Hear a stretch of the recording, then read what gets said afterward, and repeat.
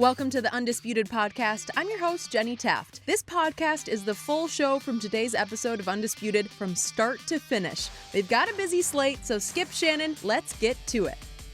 Welcome to Undisputed. We are live from LA. I'm Jenny Taft here with Skip Bayless and Shannon Sharpe. Good morning, guys. Wow. How you doing? I need some heat on up in here. I hereby declare it is officially time to retire the nickname Pandemic P. My Clippers lose Kawhi Leonard and win at Utah in Game 5 because of playoff P. Is it possible that LA is becoming Georgetown? Okay. Is it possible? Maybe there's a New Balance commercial in the offing here for Georgetown exits. Can I ask you a question? Right? What about your MVP? Huh? I know, your MVP, 26-point lead. Huh? Oh, Joel Embiid. Well, we're going to talk about that now. We should be leading with the Clippers, but unfortunately that got upstaged by that stink pit up there in Philadelphia. What about Ice Tray? Yeah. Will you stop calling him Ice Tray now? You want to do a little dance for me, Shannon? So, yes, there was either an amazing comeback or a horrible collapse, and that is where we go. I want to know what Skip and Shannon have to say about it. Joel Embiid and the 76ers appeared as if they were well on their way to winning Game 5, but Trae Young scored 13 of his 39 points in the fourth quarter as the Hawks rallied back from being down 26 points to pull off the upset win in Philly. The 76ers have now blown late leads in back-to-back contests and are on the brink of elimination as the series shifts to Atlanta, with the Hawks up 3-2 at this point. So, Shannon, tell me, who is most to blame for the Sixers' collapse? Skip, instead of just putting all the blame, I'm going to give it a percentage. I'm going to say Ben Simmons deserves 70% of the blame. I'm going to say Joel Embiid deserves 20% of the blame. And Tobias Harris, I don't know what he did yesterday, Skip. That was awful. Skip, you and I had a conversation, it might have been a week ago, about Ben Simmons, and Doc Rivers went on this rant about, y'all don't know basketball if you think I'm going to take Ben Simmons out in these situations. That is true. What the hell did he do last night, Skip? I said, you owe it to your team. Forget his feelings. Get him a Band-Aid for his feelings. Let him cover him up. But you got to have guys in there that can make free throws. And by the way, Doc admitted after the game, I may have to take him out if he can't make his free throws. Yes. Thank you. Yeah. Skip, I thought the game was over. I'm not going to even lie, Skip. They were up. When they got up 20, I turned and started watching something else. And I flipped back, and I'm looking. I'm like, hold on. How did they do this? They went on this 15-0 run. And I'm like, hold on, wait a minute. I said, nah, they go get it back, and they get it under control. And then they can never get it back under control. Trae Young started all of a sudden getting into the lane, hitting floaters. They fouled him, put him on the free throw line, Skip. But Skip, hold on. You can't be an all-NBA player. You can't be an all-star player and be a liability at the end of the game, Skip. I've never seen that before. He's an all-NBA player on the defensive side. He's an all-star. He is. And you can't play him late in ball games because he can't hit free throws? Skip, what is it? And again, I need to be aggressive. I'm going to be aggressive. Skip, is 4 shots aggressive? He was 2 of 4. And he said, I'm going to be aggressive. I'm going to be aggressive. And 4 of 14 from the free throw line, Skip. Skip, you got Joel Embiid. He pulled a no-show in the fourth quarter. He had 5 shot attempts, 4 of them from the three-point line. See? I told you. You say, can't nobody stop him down on the block. But he don't want to spend time down there, Skip. That's that grunt work. See, everybody done fell in love with the three-point shot. Everybody done fell in love with the jumper, so nobody wants to get down there and bang and lay the ball up, which he can do at will, which he was doing in the first half, which he jumped out, had like 20 points in the first quarter. He was doing all of that stuff. Yep. Tobias Harris is a max contract guy, Skip. He gave you 4 points in 38 minutes. He made $33 million this year. That's Tobias Harris, and he becomes the forgotten man. And just a quick point of order, our man Nelly texted me right after the game, and he said, how is he getting a pass? And he's right, because he gets a pass because you forget he's even out there. You know why, Skip? Because he's supposed to be the third. He's really not that. It's not a big three, but he's the third option, supposedly the third option. So basically you go Joel Embiid, Ben Simmons, Tobias Harris. Tobias Harris, 2 of 11 last night. Whew. 4 points. Forgotten man. You're supposed, if you get 36 points from Seth Curry, Skip, you're supposed to win in a runaway. You would think so. I don't know if Seth Curry can play much better than He this, can't. right? He can't play any better than that. Look Skip, at these 7 of 12. numbers. Woo, 13 of 19 and 7 of 12 from 3. 36 points. I mean, is that not brotherly-like? Yeah, that's son-in-law. Yeah. He did that for his pop. Okay. He did, Pops, I got you tonight. I'm going to drop 36 on these guys. And then Ben Simmons and Tobias Harris does this. Skip, you can't lose a game like this. You up 26, Skip. This is unacceptable. But Ben Simmons, you're going to get 70%. I'm going to give Joel Embiid 20%. And Tobias Harris, you get 10%. Because I really never expected that much out of you anyway. But those two big guns, Skip, you got to bring that one home. You got a 26-point lead. Okay. I hear everything you say. And before I launch on the Sixers, I do want to give credit to your man, Ice Tray, because he was very good last night, especially protecting the basketball. He didn't turn it over, Nope.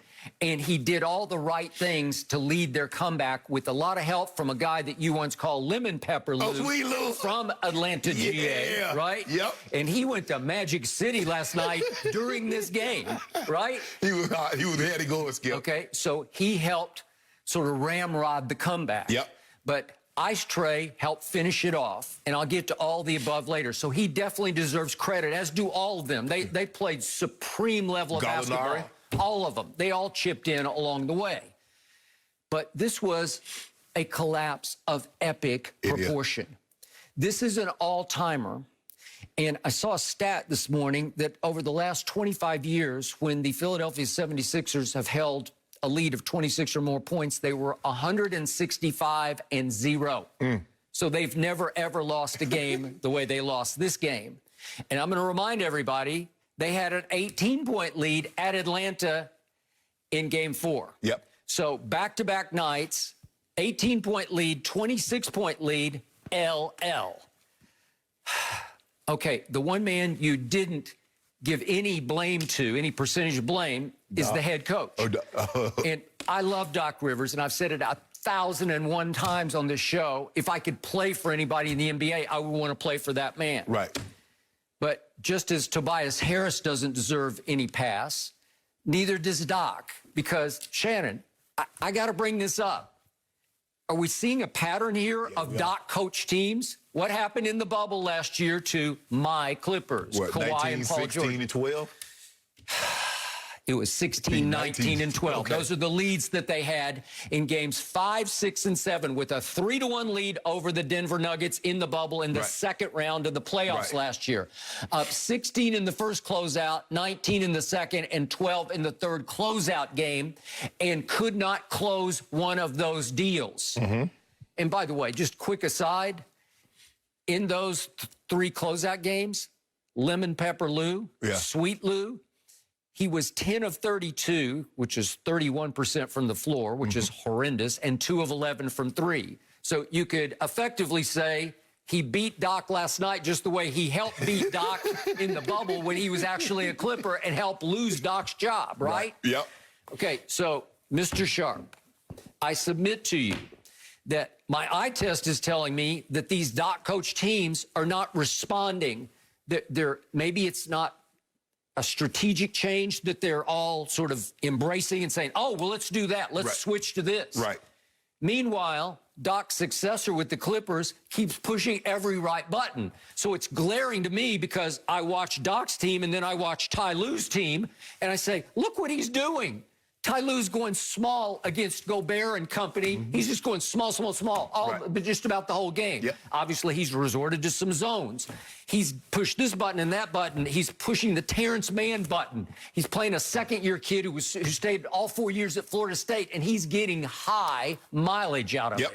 So Doc is pushing no right buttons because doesn't it look like a repeat of what happened in the bubble? Doesn't it look like way up, can't close it?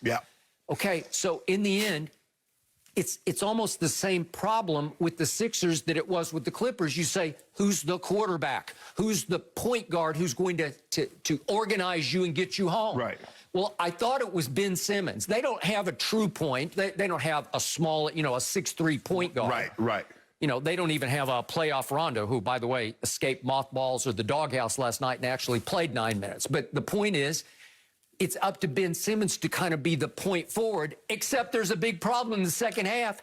He's running from the free throw line and running from the basketball. Yes. He doesn't really want to touch the basketball because he's afraid they're going to foul him and send him to the line. Correct? That James Harden trade is looking worse and worse now. Ooh. Because they could have had James Harden for Ben Simmons. Imagine Harden and Embiid in the pick and roll. Okay. Well, fair point.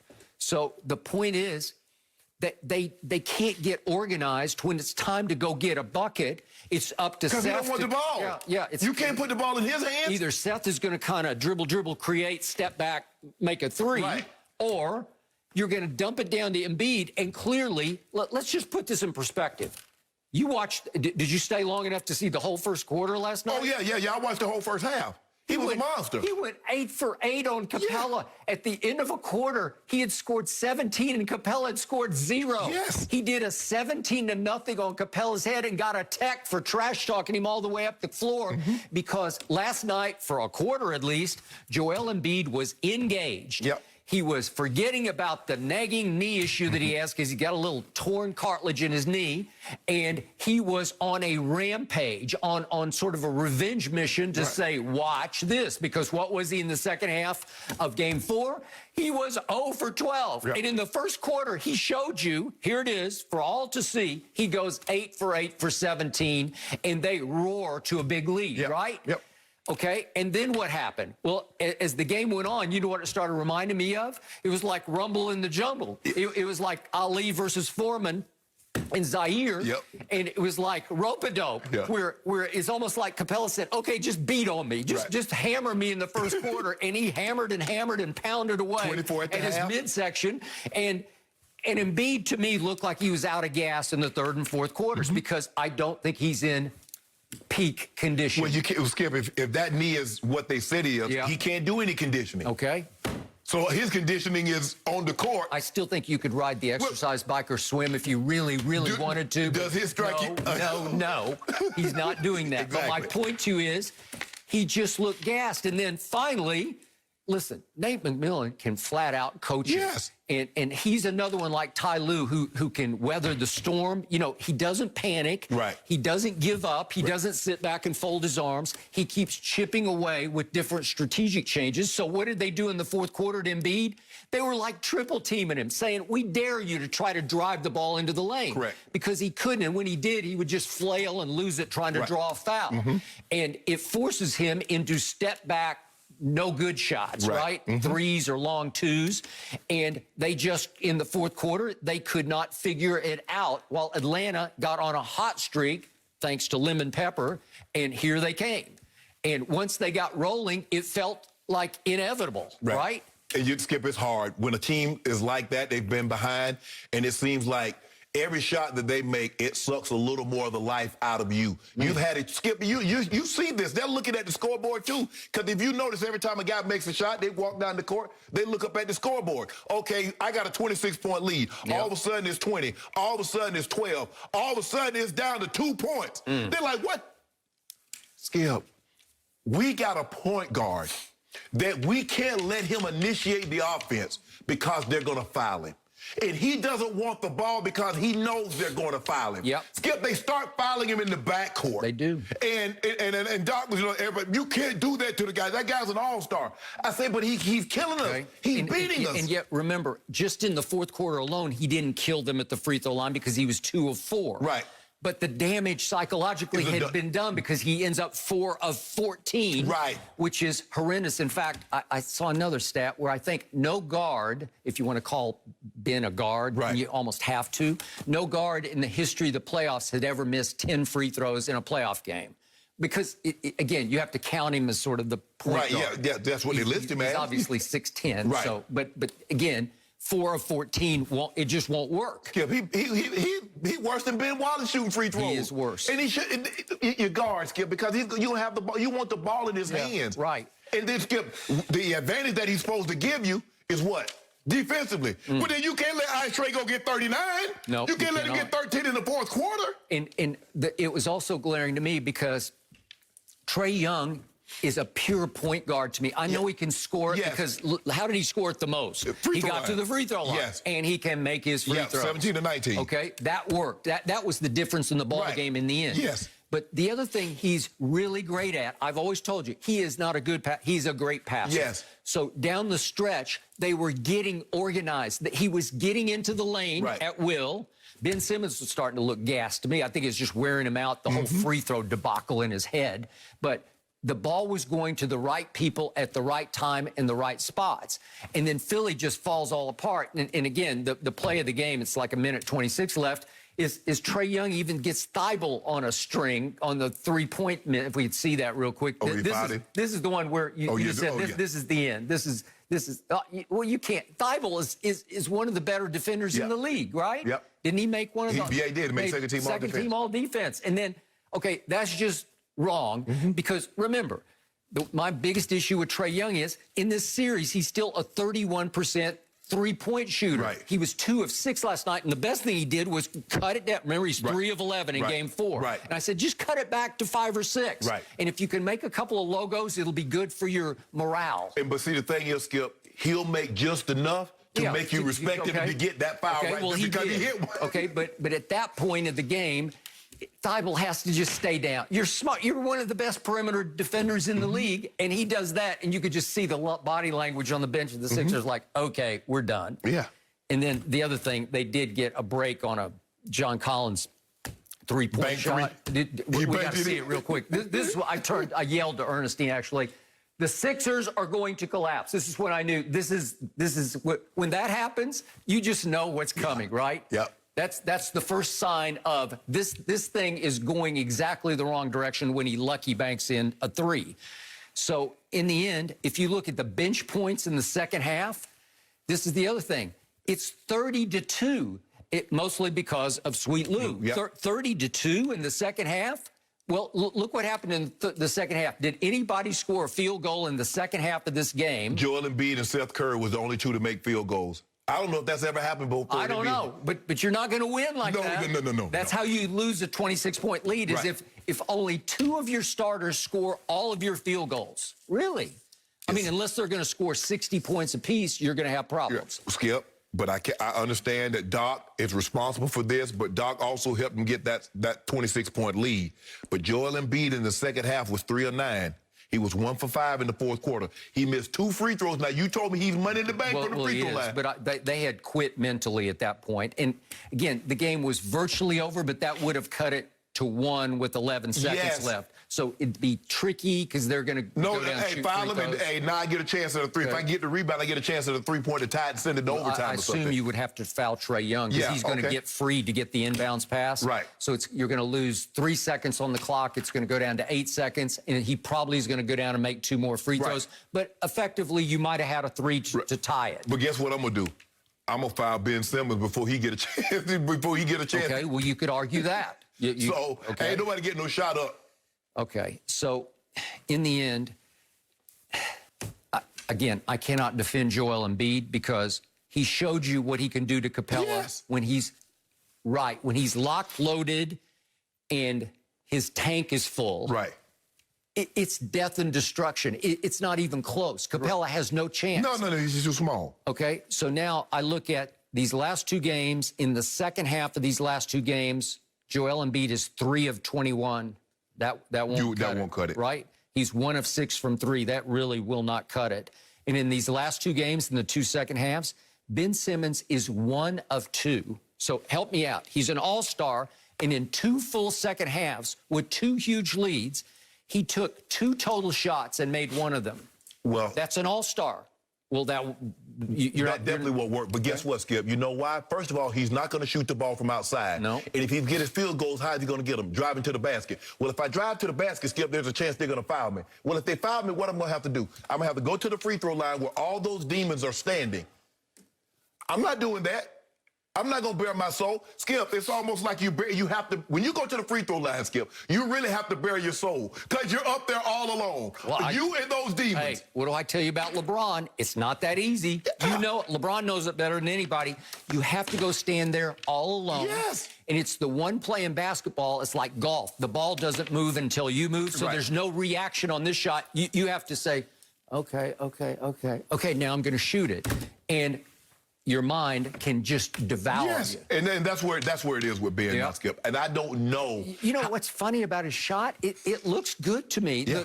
The motion of it is good. It's flat. It's too flat and hard, and he back irons a lot of them. And a lot of them are so they're like bullet shots where they just bounce all wild off them. But Skip, he's shooting it so hard, it's either front rim or it hit the back of the rim and almost coming right back to him. Right, but this looks okay to me. Yeah. The motion, it has like a fluid motion. Yeah. But Skip, I just don't know.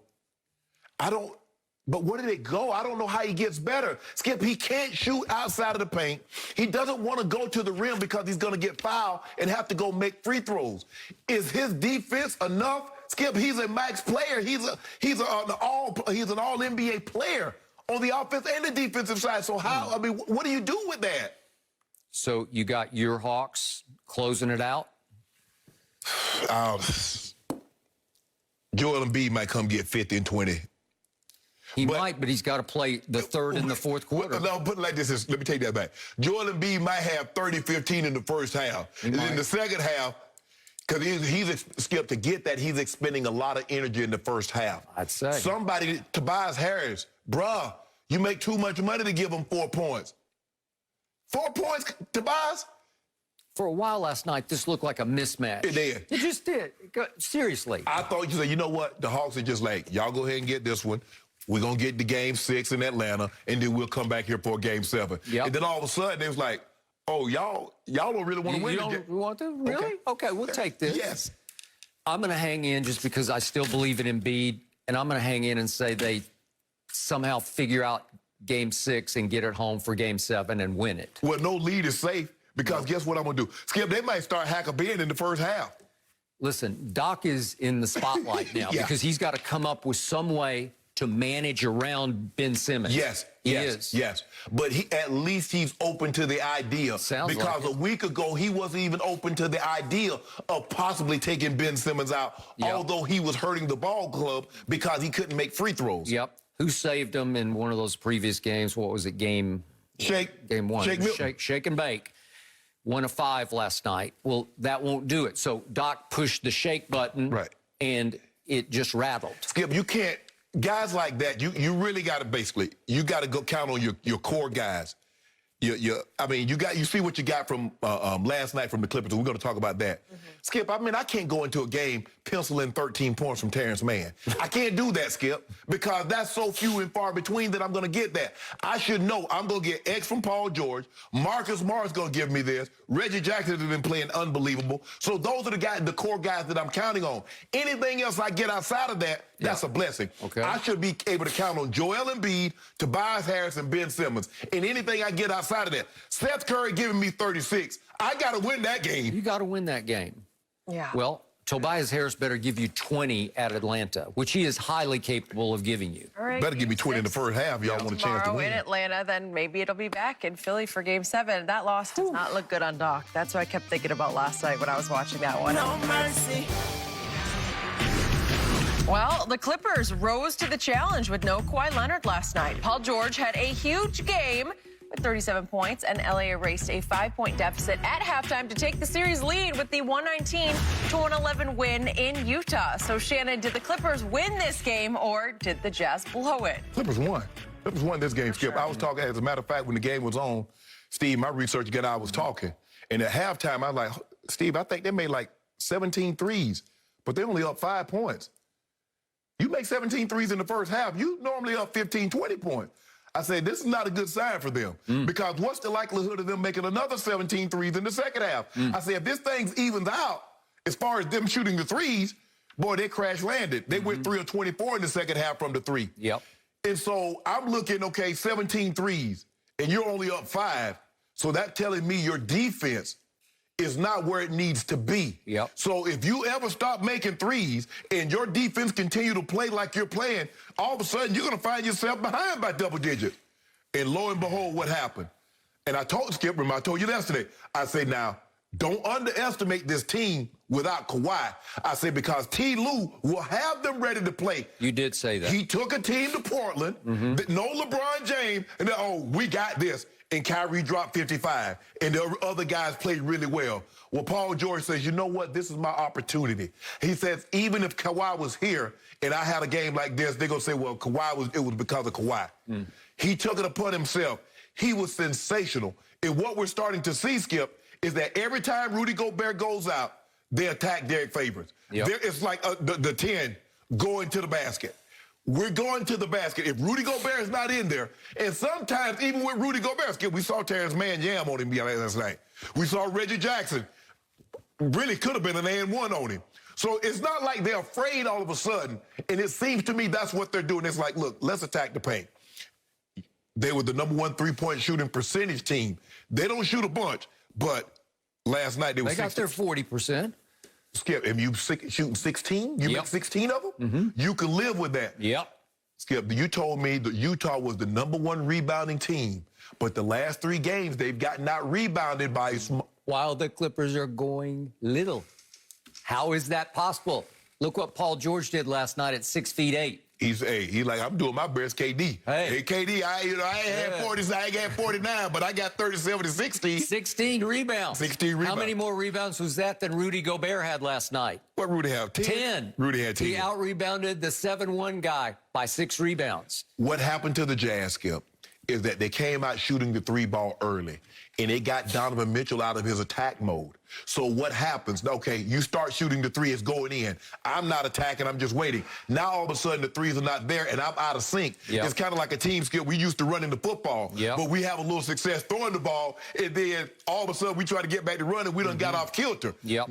That's what happened with the Jazz. But the Jazz didn't lose this. The Clippers won this. Give them credit. Ty Lue did a hell of a job, and there are a lot of teams that wish they would have had a guy like Ty Lue now. He got overlooked for a number of years because they said, oh, he only won because he had Kyrie. Yep. He only won because he had LeBron James. Yep. He did win. Okay. But Ty Lue can coach his ass off. He can coach his little behind off. Kudos, Ty Lue. They won this. This is not about what Utah didn't do. This is what the Clippers did do. Okay. Before I answer this question, allow me to apologize publicly to my man Kawhi Leonard, because initially I was skeptical about his knee injury. We saw the play on which Joe Ingles bumped him as he was going up court, and he stepped sideways and caught it a little funky and hyperextended just a little bit, and I thought, that can't be that bad. I confirmed last night it is that bad. It's a significant knee injury that I'm virtually sure will require pretty immediate surgery. What I was told last night is he should come back 100% next year. I don't know if he'll be ready for the start of the season, but it's significant, and he is gone for the rest of the playoffs. And I'm pretty sure the Clippers knew that last night. It's not like they're trying to hang on for Kawhi to come back at some point, right? Right? And that's the thing, Skip. And that's what that's what I tell people about injuries. Where they're like, well, he did this afterwards. Sometimes you have adrenaline and you don't know it. Yep. I'm telling you, I had a teammate of mine. He tore his ACL on the opening kickoff and played the rest of the game. He didn't know. I've had guys that had shoulder separation. Didn't know. Okay. So, obviously, Kawhi's had a long history in this league of load management and not playing even a little bit hurt on occasion for stretches. So that's why I was initially a little dubious. That's why you said, oh, he'll play in Game 5 for sure. Well, he just can't because he's seriously, legitimately hurt. Right. Okay, enough of that. Onward and upward. What did I see last night? I didn't love their chances because Utah had the best home record in basketball. That is an insane asylum of noise and just, it's like crazy in there. It just comes through my TV where it just almost makes me ache for the Clippers because it's so loud in there. Because they rated them threes on you. And you saw it last night. First quarter, Utah comes out, to Utah's credit, and hit them with their best shot. They made 10 threes in the first quarter. Well, think about that. That's on a historic record pace. What's the record? Milwaukee made 29 in a game this year. Well, if you keep that up, you're going to make 40. Yeah. I've never seen it quite like that. And yet, to your point, when the smoke clears, I look at the final score at the end of the quarter, and it's 37-36. So it's a shootout. That's what Ali told me, Jordan. When Jordan was That's right, I know. That's all you got? Is that all you got? Yeah, okay. that's it. So it was the Great Salt Lake shootout in the first quarter, but it was still just a one-point game. One-point game. And then midway second quarter, I look up, and they've got 15 threes. And I immediately tweet, you can check my timeline, look it up. I guaranteed they will cool off because they're going to have to cool off. You can't keep that up or you're going to shatter the record, right? Yes. They did make 2 more. That was at the 7-minute mark of the second quarter when they're up to 15. 2 more before halftime. But to your point, they're still hanging in because Pandemic P had scored 22 in the first half. 22. Right. And I immediately tweeted, if he gives you 22 more in the second half, you got a shot here. Right.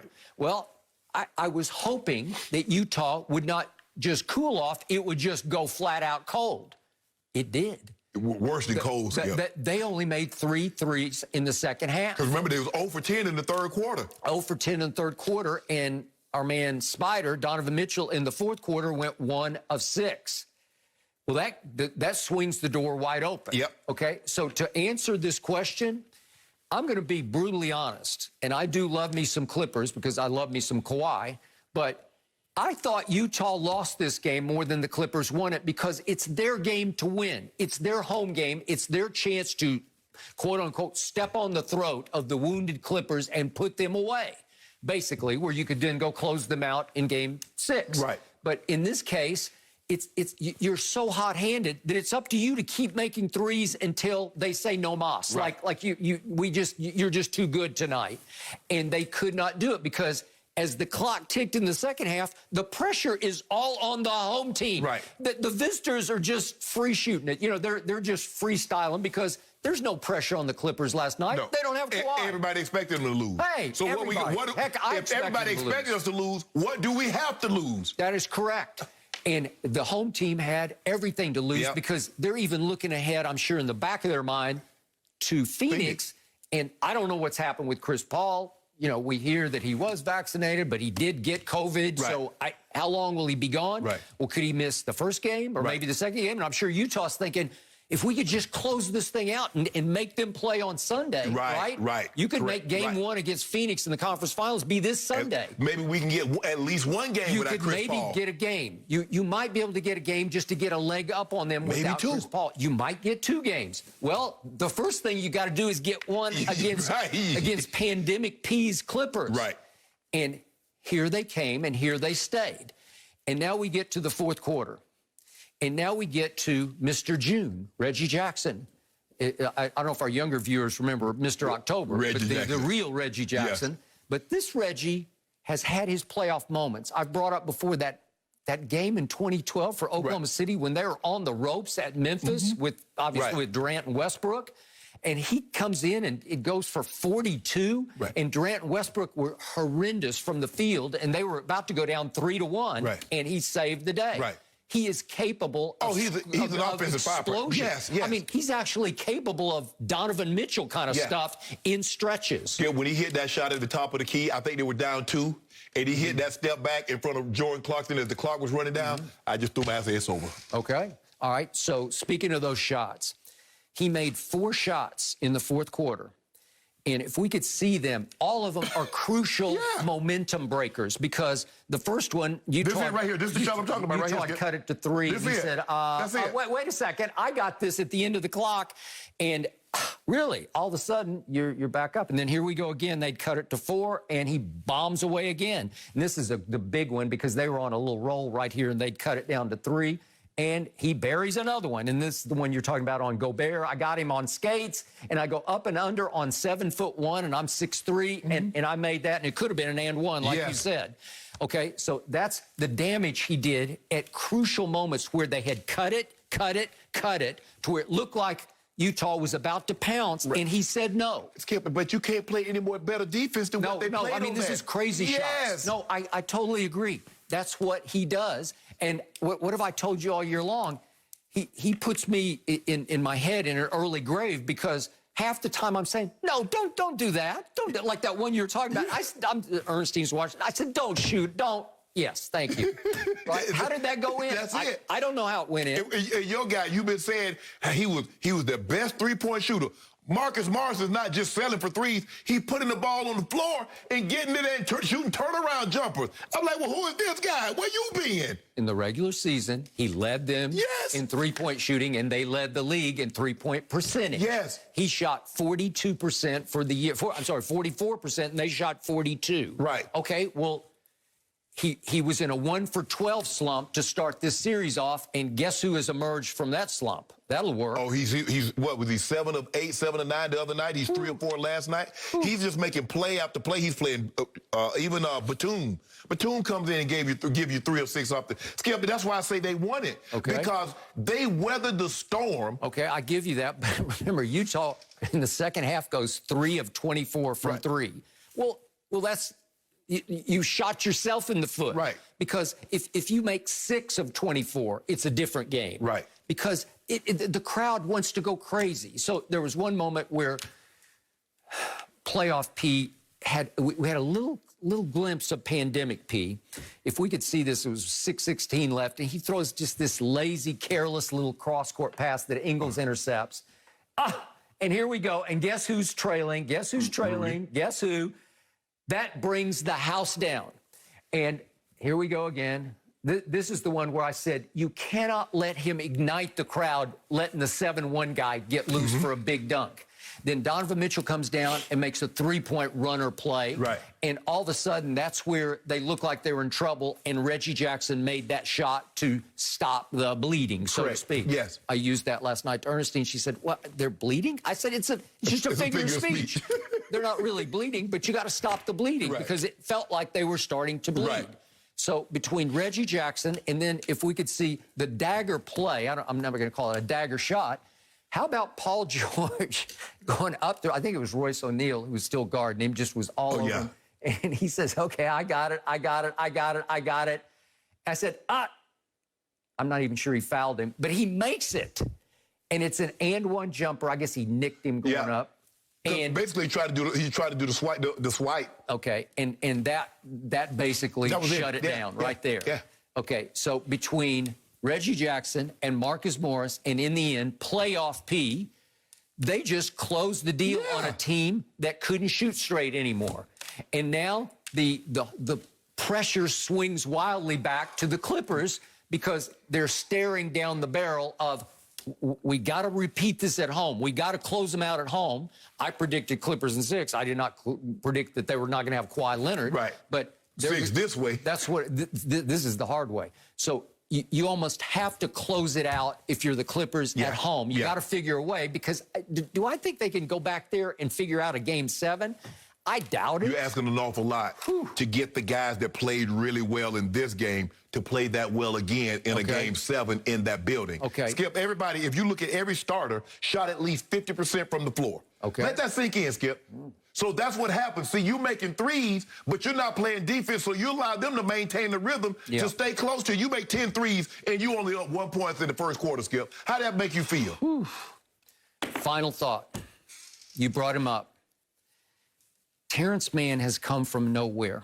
Yeah. He's 24 years old because he stayed all 4 years at Florida State. How rare is it to see a player stay 4 years of college and then make a big splash in the NBA? It just doesn't happen. No. Basically looking at Tim Duncan.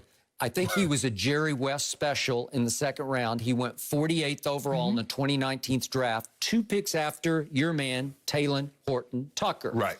Well, right now, their productivity is actually neck and neck between those two, and I love that kid for you guys. Right. And LeBron really loves him, in part because he's a clutch client. But the point is, he went 46th, and Terrence Mann goes 48th. Again, I think he was a Jerry West special because Jerry West has one of the great eyes for sort of hidden talent. And he said, well, this kid, he's 6'5". I just like how hard he plays. Right. Because he just creates havoc the whole game. And Ty Lue is starting to trust him to close the game out. He played starters minutes. Yeah, you started him yesterday. Yeah, and he played 25 minutes, right? Yep. Well, he had, you mentioned it, but he had the play of the night, and I think it was the message play that sent a message to the visiting team, especially to the bench. We got this. If we could see what he did do to Gobert, this is impossibly sensational. This is this kid going up and slamming on Gobert 6'5" against 7'1". And I don't know if he actually, did he get his hand over the rim? He kind of threw it in. Yeah. I think he threw it in, but I'll take it. And it's an and one on Rudy Gobert, Defensive Player of the Year. And the message sent is, my God, we got this. Yep. If he can do that, well, he's been the glue guy for them because he wreaks havoc. He always has 2 steals every game. Right. Batum always has 3 or 4, and he got 4 last night. So that's how they win. Skip, you look at the Clippers shot 51% from the floor. Skip, let that sink in. This is their 3rd defensively, 3rd offensively. And you allow this team, minus their best player, to get these kind of numbers? Well, that's why I said it's the Clippers. The Clippers are like, hey, we're going at them. We don't have anything to lose. And if we can just keep the game, Skip, you can see they were getting tighter and tighter. The deeper the game went and they were behind, they got tighter and tighter. All of a sudden, balls that used to hit the rim will go backboard. Everybody was just missing the whole rim. I'm like, Utah, you're in trouble. So how do you go from making 10 threes in the first quarter to 3 of 24 in the second half? Pressure.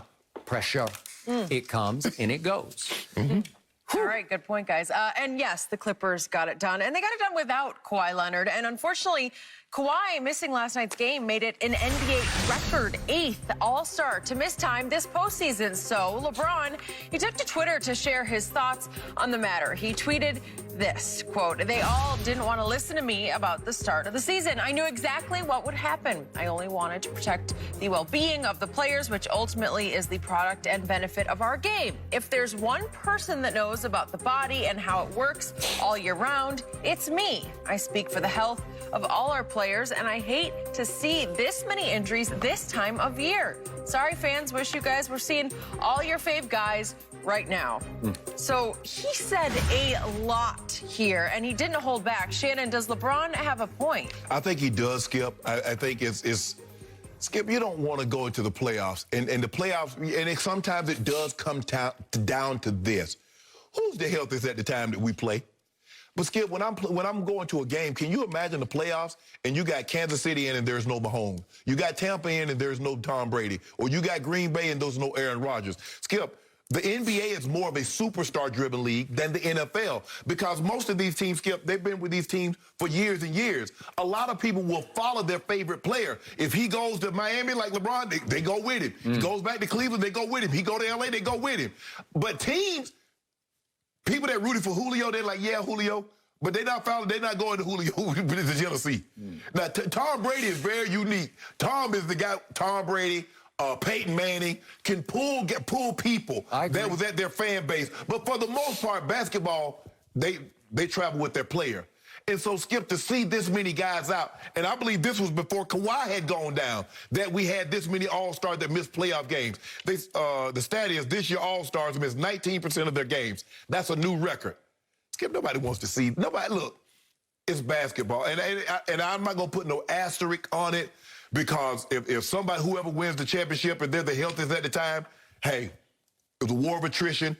You took better care of your body than somebody else. But, Skip, I do think it has something to do with it, the quick turnaround and the condensed schedule. Skip, this is what normally happens. The more physical a sport is, the more rest time that you need. There's a reason why football players can't play as many football games as they do baseball. There's a reason why basketball can't play as many games as baseball, because it's not as physical.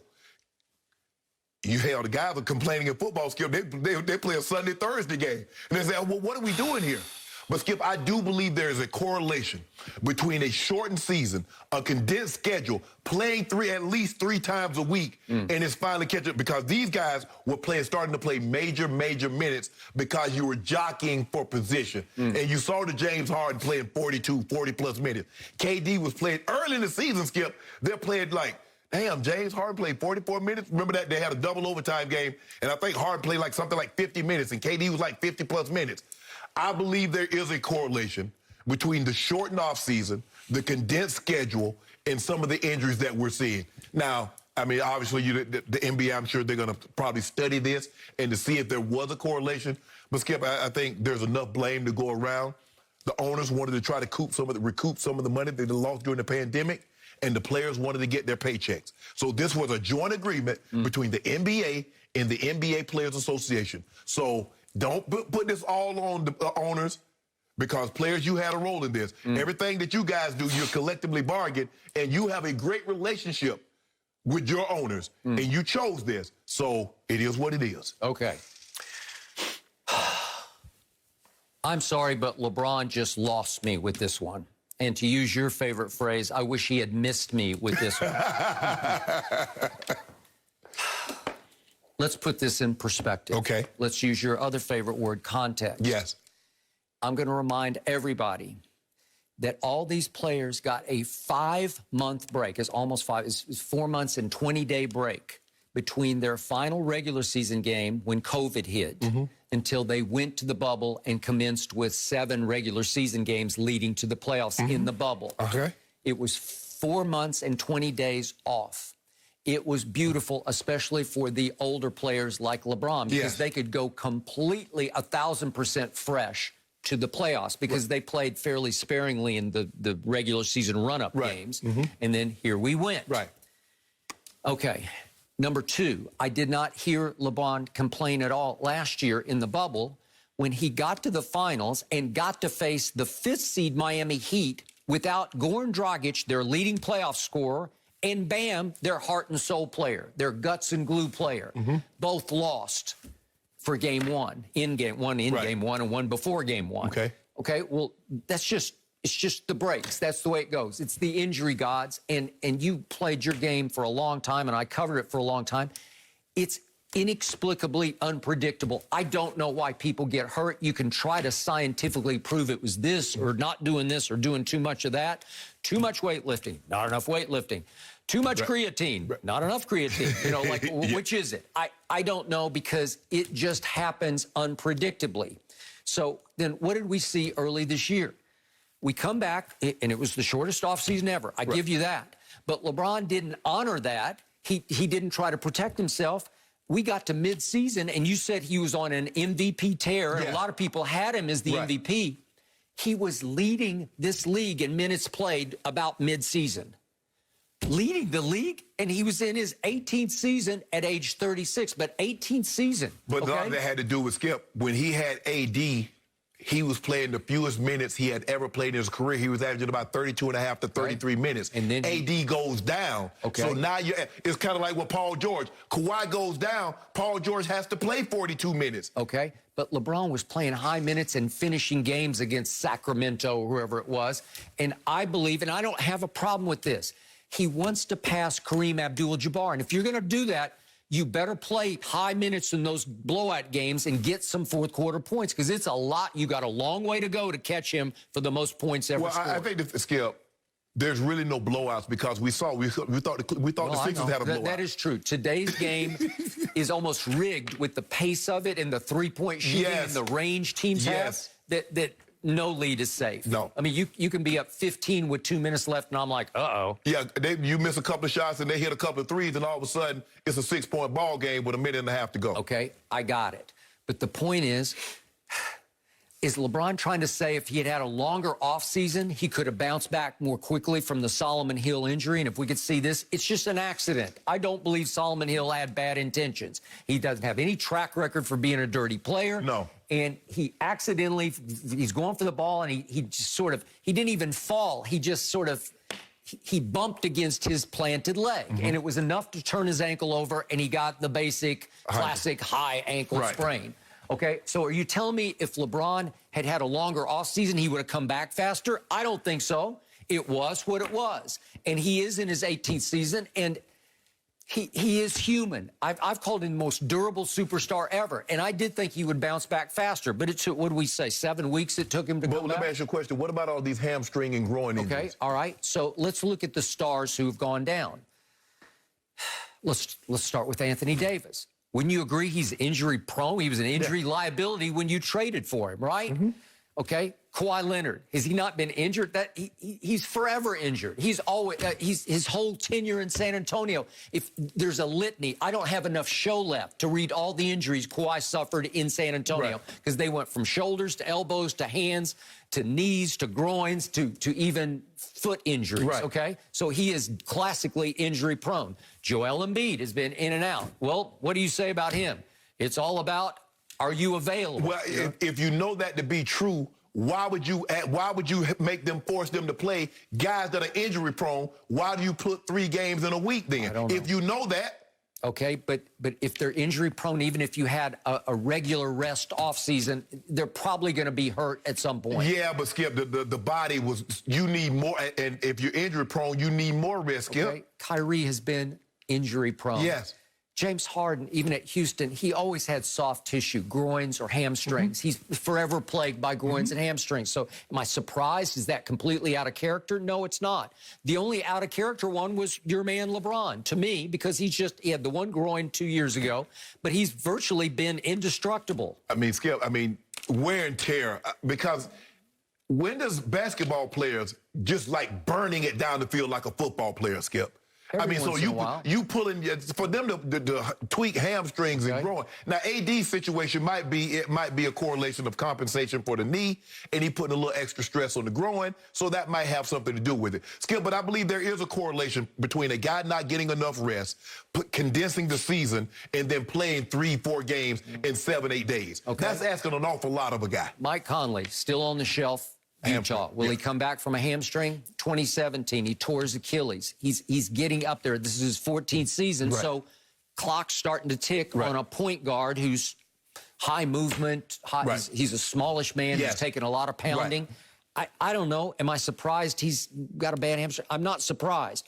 The whole list, I look down at, the only young player on this list where I say, well, that's freakish, is Jaylen Brown.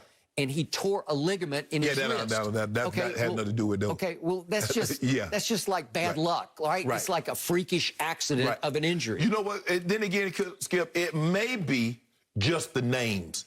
Maybe we've had injuries it's before. Horrible. It's horrible for us, for the fans, for our show. I got it. But I can't attribute it directly to short offseason.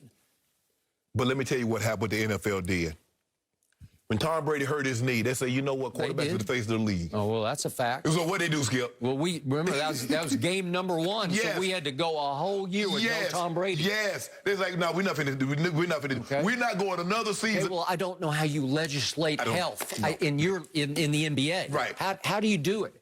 What rule do you make to protect the superstar? I think the thing is, Skip, is that moving forward, I don't think, like I said, this was a very unique situation. You got in a pandemic. People lost money, so you're trying to recoup it. Even restaurants, Skip, they have more outdoor seating. They've done away with some of their parking to get more butts to the restaurants, Skip, so we can recoup some of that. So I think that was an isolated incident. I think now we go back to a regular scheduled program where you have a set number of days in the offseason. And are they going to go back? Are they going to go back to 82 games? Are they going to stay at 72, 75 games? I would assume 82. With a regular rest off season. The NBA issued a statement in response to LeBron's tweets and said injury rates were virtually the same this season as they were during the 2019-2020 season, while starter-level and all-star players missed games due to injury at a similar rate as the last 3 seasons. That's what they said. That's their data. Well, you know, Skip, what are they going to say? You can't, it's kind of like with the NFL. The NFL's always going to say, oh, concussion. So why y'all keep on changing these helmets? If nothing is going on, you sure doing a lot of things to try to make sure. Okay. So I got it. LeBron's the face of the league and the spokesman for the players.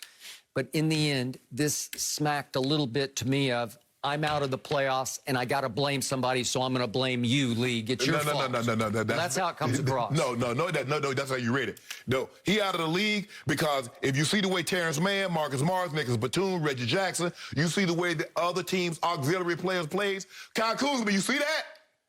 Other guys on that team, you see Kyle Kuzma's fault. No. I'm saying, Skip, at some point, you see what the Hawks, what their role players did? That's how you win come playoff time if you're down a starter. If somebody's not playing well, that's what you do. Well, I have told you all year the Clippers are the deepest team in pro basketball. So now it's showing. You have been saying that. Yeah. But okay. They're still going to lose in 7. They got it. Well, we'll have to see about that, Shannon. No mercy. Kevin Durant had a historic performance in a Game 5 win and looks to close out the Bucks tonight in Milwaukee. James Harden will be available to go again, coming off his 1 of 10 shooting night. Kyrie Irving, however, will remain out with his ankle injury. Giannis and the Bucks are 5.5-point favorites, according to Fox Bet Sportsbook, as they attempt to force a Game 7. So, Shannon, who wins tonight and who wins the series? I'm taking the Bucks, and I'm taking the Bucks again in Game 7, Skip, because I don't believe Kyrie will be back for the remainder of this series. Skip, that was a lot of energy that the Nets had to expend to come back and win this ball game, and I just don't know in 48 hours if that's enough time to turn it around, regroup, and do it all over again. I believe the Bucks learn from their mistakes. At least I think they have. I'm not certain of that because it seems to me that Budenholzer falls into the same trap year after year after year. They jack up bad shot after bad shot after bad shot. When they have an advantage with bigger guys that can post up smaller guys, the bigger guys still just want to shoot the 3 ball. With that being said, KD's going to be KD. I don't think he'll have another historic performance, but KD being KD is 35, 11, and 7, which is plenty good enough to win this ball game if he gets some help. But I just believe, Skip, just like the Bucks, punish him down low. Giannis, stop settling.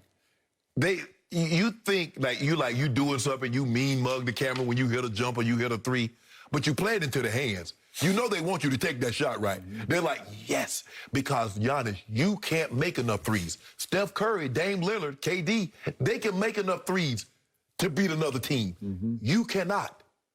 Because, first of all, you don't shoot the 3 ball good enough to make enough to punish them for leaving you open or giving you that opportunity. Make KD work on the defensive end so he doesn't have that kind of energy to expel on the offensive end. Make James Harden work on the defensive end. Make him shuffle side to side. Holiday, you drove to the basket so easy the other night, and then you come right back around and pull up with 2 jumpers. Why? Why? Put James Harden, make him shuffle. Make him use that hamstring. Make him try start, stop. Don't bail him out.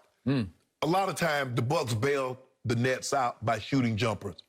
Punish them with your size, go to the rim, go to the basket, and get them in foul trouble. KD had 3 fouls early in the 3rd quarter and then pick up another one because nobody challenged him. You got to challenge KD. You got to make him work. I believe the Bucks do that this time and they win a close ball game. I must admit, I am shocked by your prediction on this because you were savagely hard on Giannis and Coach Bud just 24 hours ago sitting in that same chair, right? And now you've come all the way back around to say they're going to be okay tonight? They're going to bounce back tonight? I think it has more to do with, I don't know if the Nets have the mental energy to exert what they did to get back in and win that ball game. Skip, that was a monster game. That was a big, took a toll on them. Okay. So here's what I am proposing to do. I will take the 5.5 points tonight for 3 cases, and I will take 5 more cases on Nets winning the series. All right. You'll do that? I'll do that. Really? Yeah. Thank you. Are you sure? Yep. I'm down 45, so I'll be down 37 come Sunday. You're supposed to go the other. Okay. Okay. So just to be sure what our bet is. So I got give you 5 points tonight. Okay, for 5.5 points. It's 5.5. Okay. That's for 3 cases. 3 cases. But I've got the Nets winning the series. So are you okay that I would win 8 cases tonight if they win? You're not winning 8 cases. Okay. Yeah, but you would win 8 cases. If they win tonight, you would win 8 cases. Okay. You could win 3 cases tonight if you win this game, but you're going to have to wait to win your 5 off game 7. That's okay. Okay. Ain't got number time. Okay, thank you. Okay, next. Why am I going to ride and die with why Kevin are you so Durant? bullish?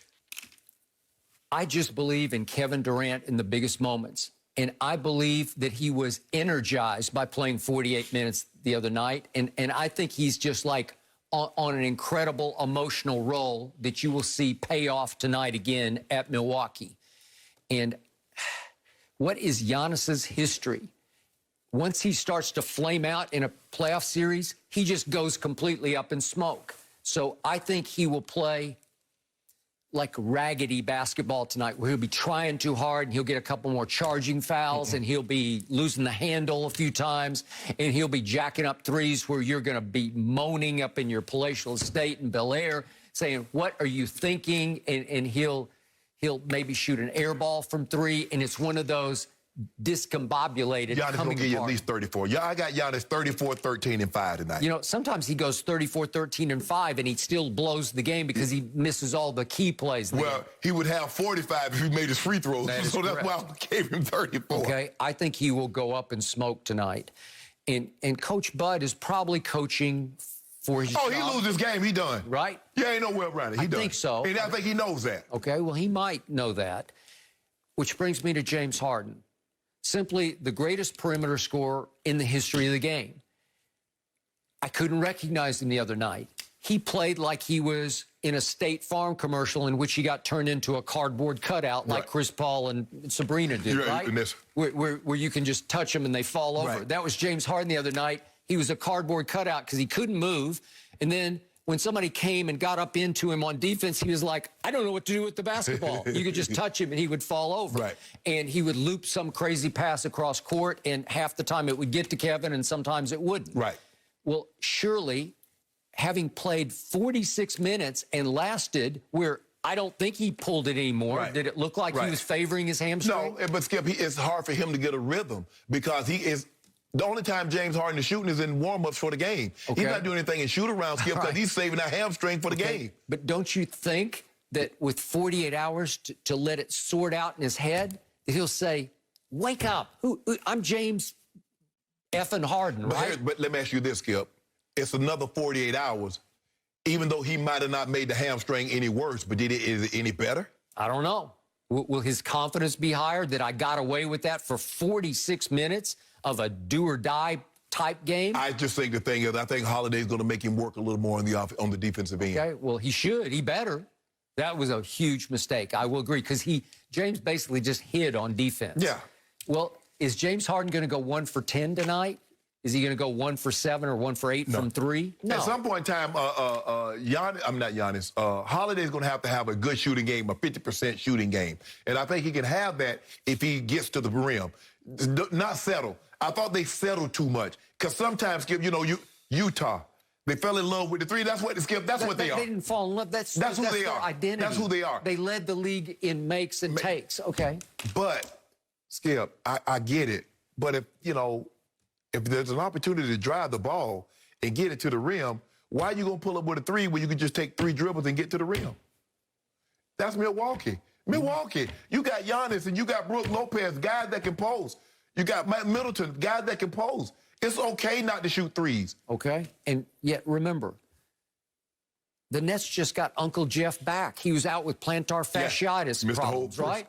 Okay, so not only did he come back the other night, they couldn't have won without him. No. Okay, do I expect that from Jeff Green? No, but he's back. He's in rhythm.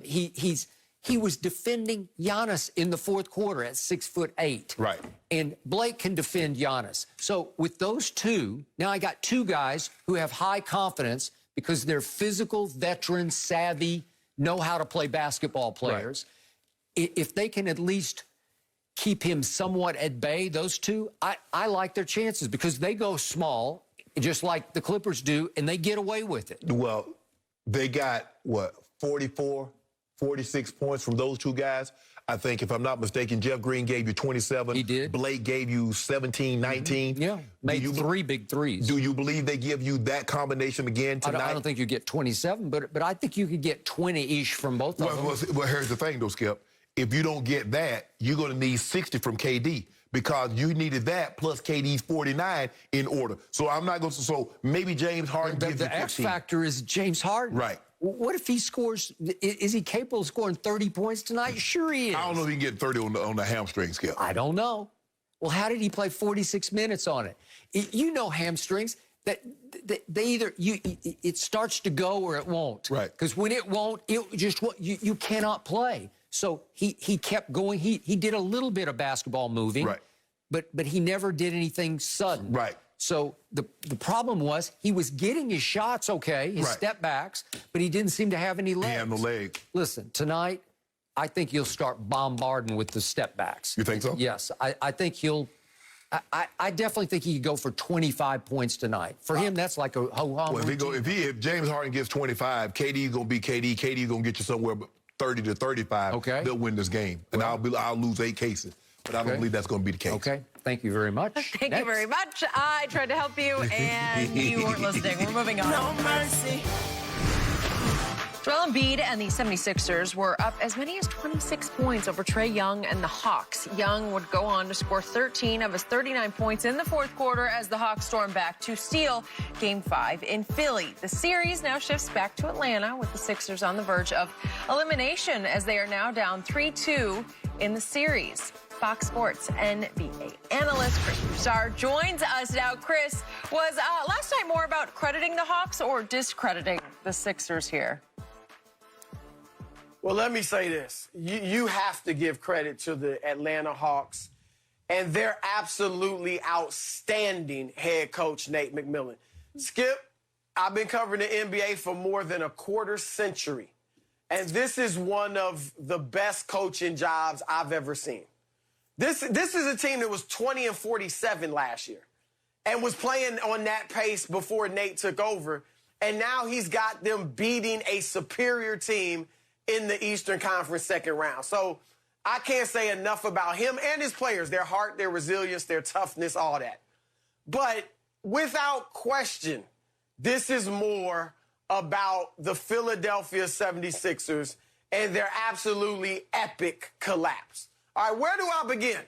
I think everybody except Seth Curry gets some blame. Seth was great, 36. If it wasn't for him, who knows what that would have been like last night. He tried to save let's start with Tobias Harris. He tried to save his father-in-law, Chris. Tobias Harris. Right. Yeah. But ain't no saving him, at least at this point. He got life left, but we'll see. But I'll get to Doc. Tobias Harris, I need more than 4 points. You a 20-point scorer, borderline all-star. Upset that you didn't make the all-star team, and I get it, but you got to give me more than 4.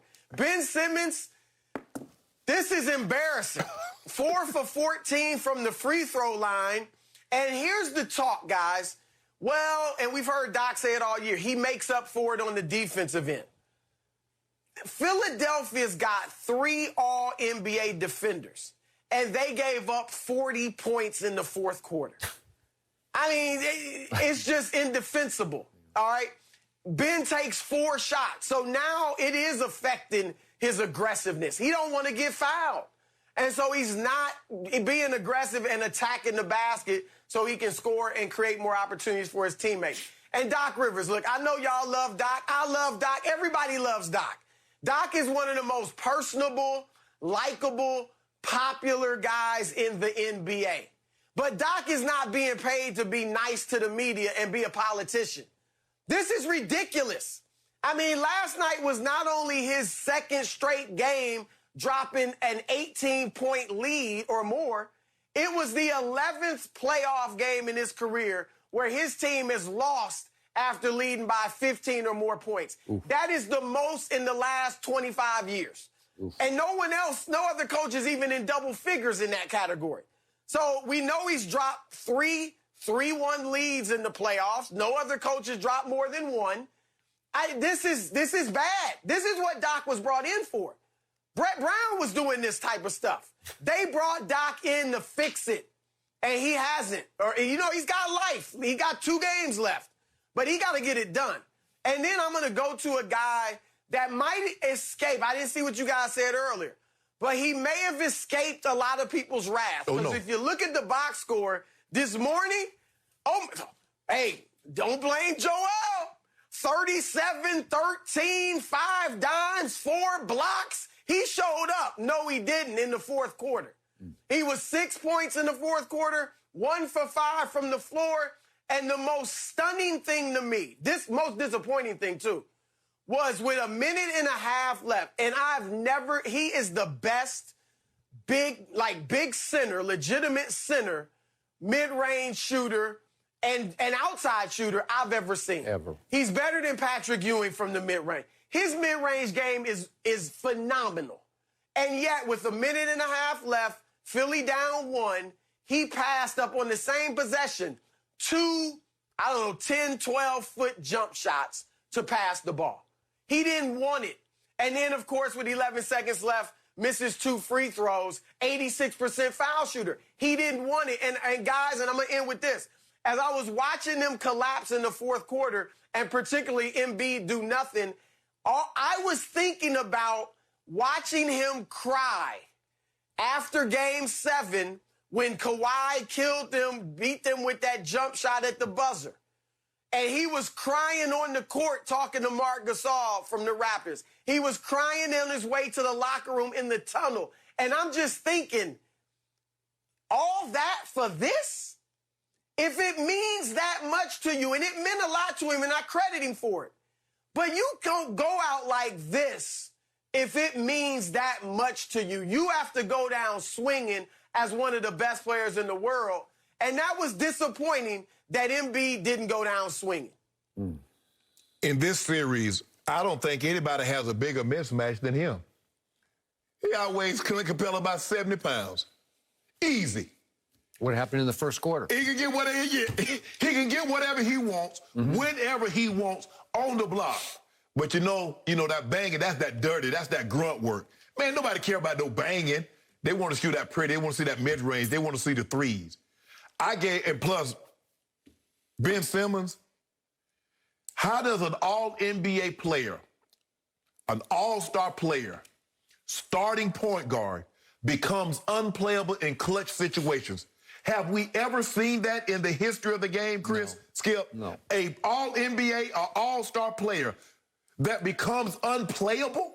And we had this conversation a week or so ago about Doc said, well, you don't know basketball if you think I should take Ben Simmons out. And I said, Doc, it's about trying to win the game. It's not about you trying to mask his feelings and how he's going to feel. He was trying to save the kid's psyche. Yeah, okay. His psyche's ruined. He going 4-14 from the line. He going 2-10 from the line. His psyche's gone this year. So you got to get him out. He shot, hold on, this man played 38 minutes and attempted 4 field goals, Chris. You know why he attempted that many? Because he can't shoot the three. He has no mid-range game. The only way he's going to get a field goal is he's going to the basket. Well, if I go to the basket, they already going to foul me because they know they're not going to give me an and one, so they're going to foul me and put me on the free throw line. So, you know what? I just rather pass the ball to Seth Curry, have my assist total look nice. Nah, bruh, you 6'10". You 6'10". And you playing like this? What I'm supposed to do with this, Chris? What I'm supposed to do with 8, 9, and 4, and 2? 8, 9, and 1. What I'm supposed to do with that? As an all-NBA player, and as you mentioned, 3 all-NBA defensive players, and you give up 69 points in the second half, 40 in the fourth quarter, they outscored them 69-44 with 3 all defensive players, Skip. No, so he said what Doc said, as you said, Chris, well, I can't take him out because he more than makes up for it on defense. Well, who the hell had Trae Young? Because Trae Young got 39 points, Chris, so I want to know who was guarding him. Yep. Because if he's not going to give you any more than that on Trae Young, now remember, just the other day, Trae Young had 25 and 18. He followed that up with 39 and 7. Trae got 13 in the fourth quarter, while Ben Simmons was shooting 0 shots in 9.5 minutes. This was an epic choke job. And to follow it up back-to-back games, Skip, I don't know if we've ever seen a team blow an 18-point lead in one game and then turn around and blow another 26-point lead in the next game. Yep. So, before I launch, I would like to congratulate Chris Broussard on a virtuoso breakdown of an epic collapse. I really enjoyed listening to Chris because he was spot on with point after point after point. I have to return to his first point because I do love me some Doc Rivers. We all know Doc. We enjoy Doc's company. I've always said to Shannon, if I could play in the NBA, I'd want to play for Doc Rivers, but I cannot tell a lie. I cannot protect or defend today because I am seeing with my own 2 eyes an alarming, disturbing trend in Doc coach teams. If we can go back to the bubble last year while Doc was coaching the Clippers, they were up 3-1 on Denver, and they had leads in 3 closeout games of 16, 19, and 12, and could not close any of those 3 deals, and it cost Doc his job.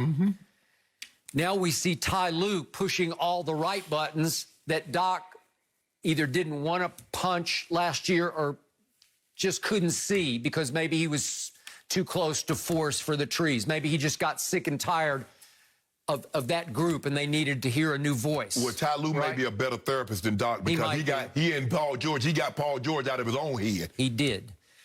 So now we carry Doc on to Philadelphia, and we've seen 2 straight games, as Chris points out, of a, wait a second, an 18-point lead and a 26-point lead blown. And we see that Doc has a history of this, a shocking history of this for such a great coach. And I'm seeing the most alarming trend that Doc tends to just fold his arms and watch. And his attitude seems to be, well, you guys figure it out. Right. No, maybe. That's that Phil Jackson. I know, I got it. and if you got Shaq and Kobe, or if you got Michael and Scotty, maybe you they can figure it out. Maybe. But not with Joel hobbling around and not sure what he's doing. Not with Joel just running out of gas in second halves. And I said this earlier, and I'm going to repeat it. I thought in the first quarter, Joel was as dominant as I have ever seen him. He destroyed Clint Capella in the first quarter. He outscored Clint Capella 17-0 by going 8 for 8. He was Shaq in the first quarter. Well, he was. He was Shaq in the first quarter. And he's beyond Shaq because he's got touch and range he can shoot, Shaq never had.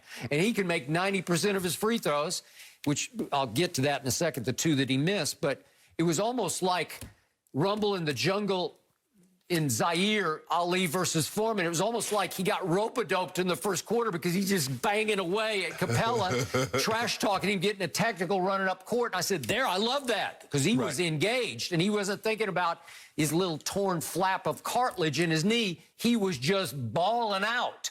And yet, he wore himself out because we get to the second half, and he's just flat out not in condition enough to sustain that level of intensity for a third and a fourth quarter.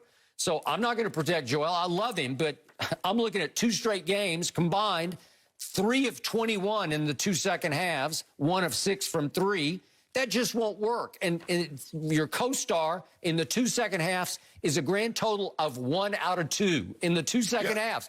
You're going to lose. Yeah, he took 1 shot last night. Well, come on. What are you talking about? And then in the end, Joel goes up to the line half-hearted and misses 2 free throws, which he probably hadn't done in years, to miss 2 at once. Yeah.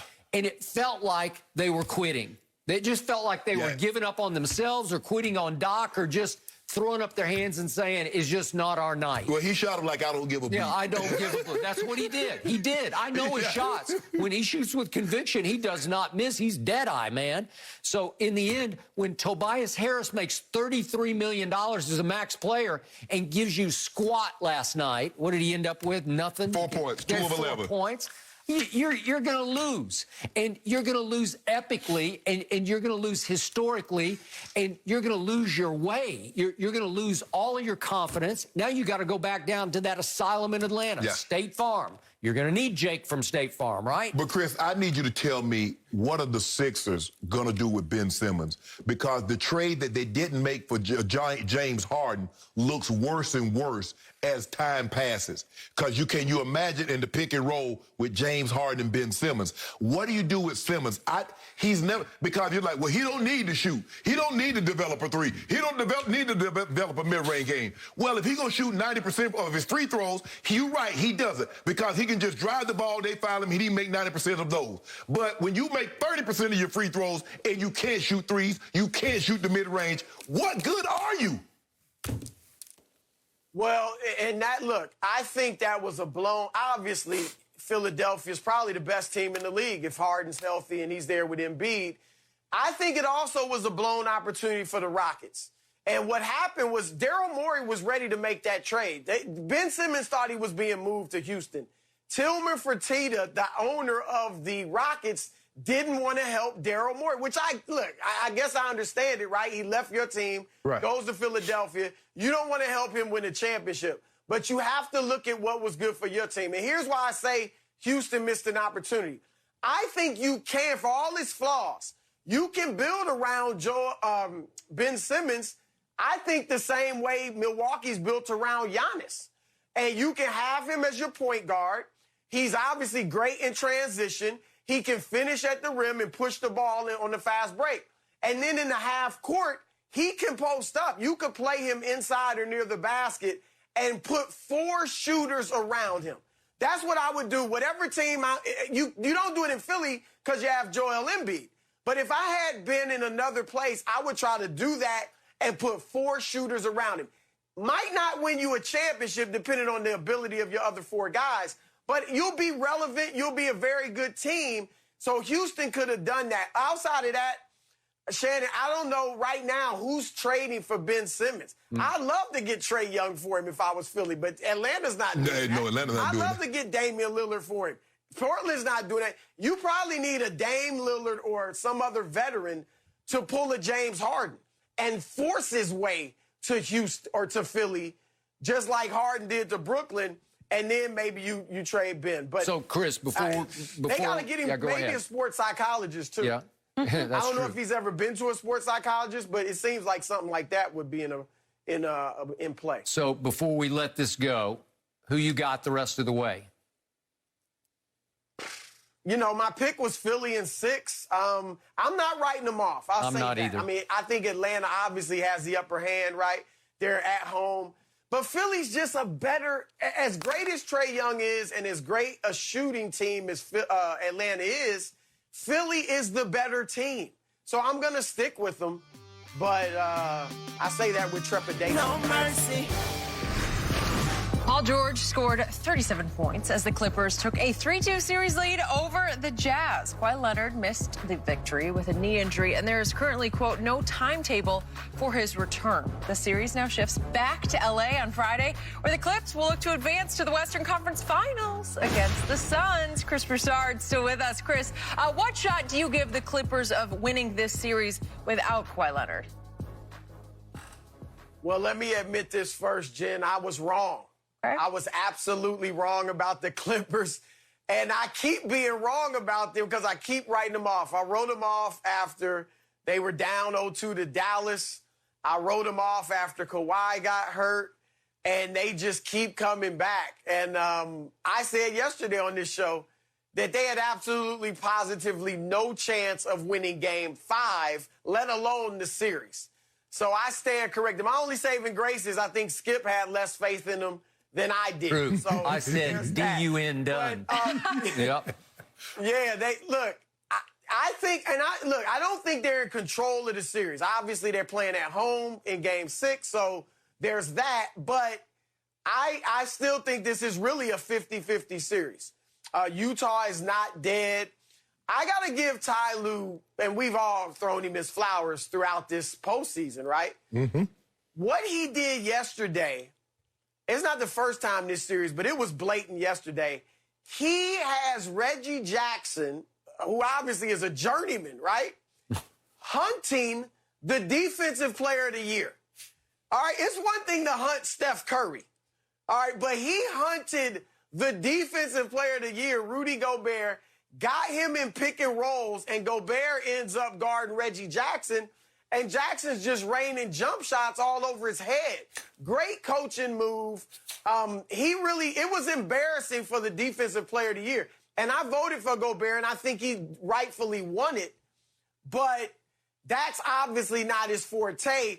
It was almost like a hack of Ben, because it's that type of embarrassing thing where you're such a great defender and they're pulling you out to your discomfort zone. Right. Yep. And they're just exposing you. And it can be deflating for your team because it's like, man, this is our champion. This is our guy. And he's getting beat at his own game on the defensive end. So credit to Ty Lue for that. Obviously, you got to give Playoff P big-time props. I have felt like throughout this postseason, even as he's played well, that there's been a war going on in his head. And so you don't know what you're going to get. But last night, man, he looked like the old Playoff P who battled with the Miami Heat, LeBron, D-Wade, and Chris Bosh in Indiana and gave them all they wanted, even though his wingmen were Roy Hibbert and Lance Stevenson.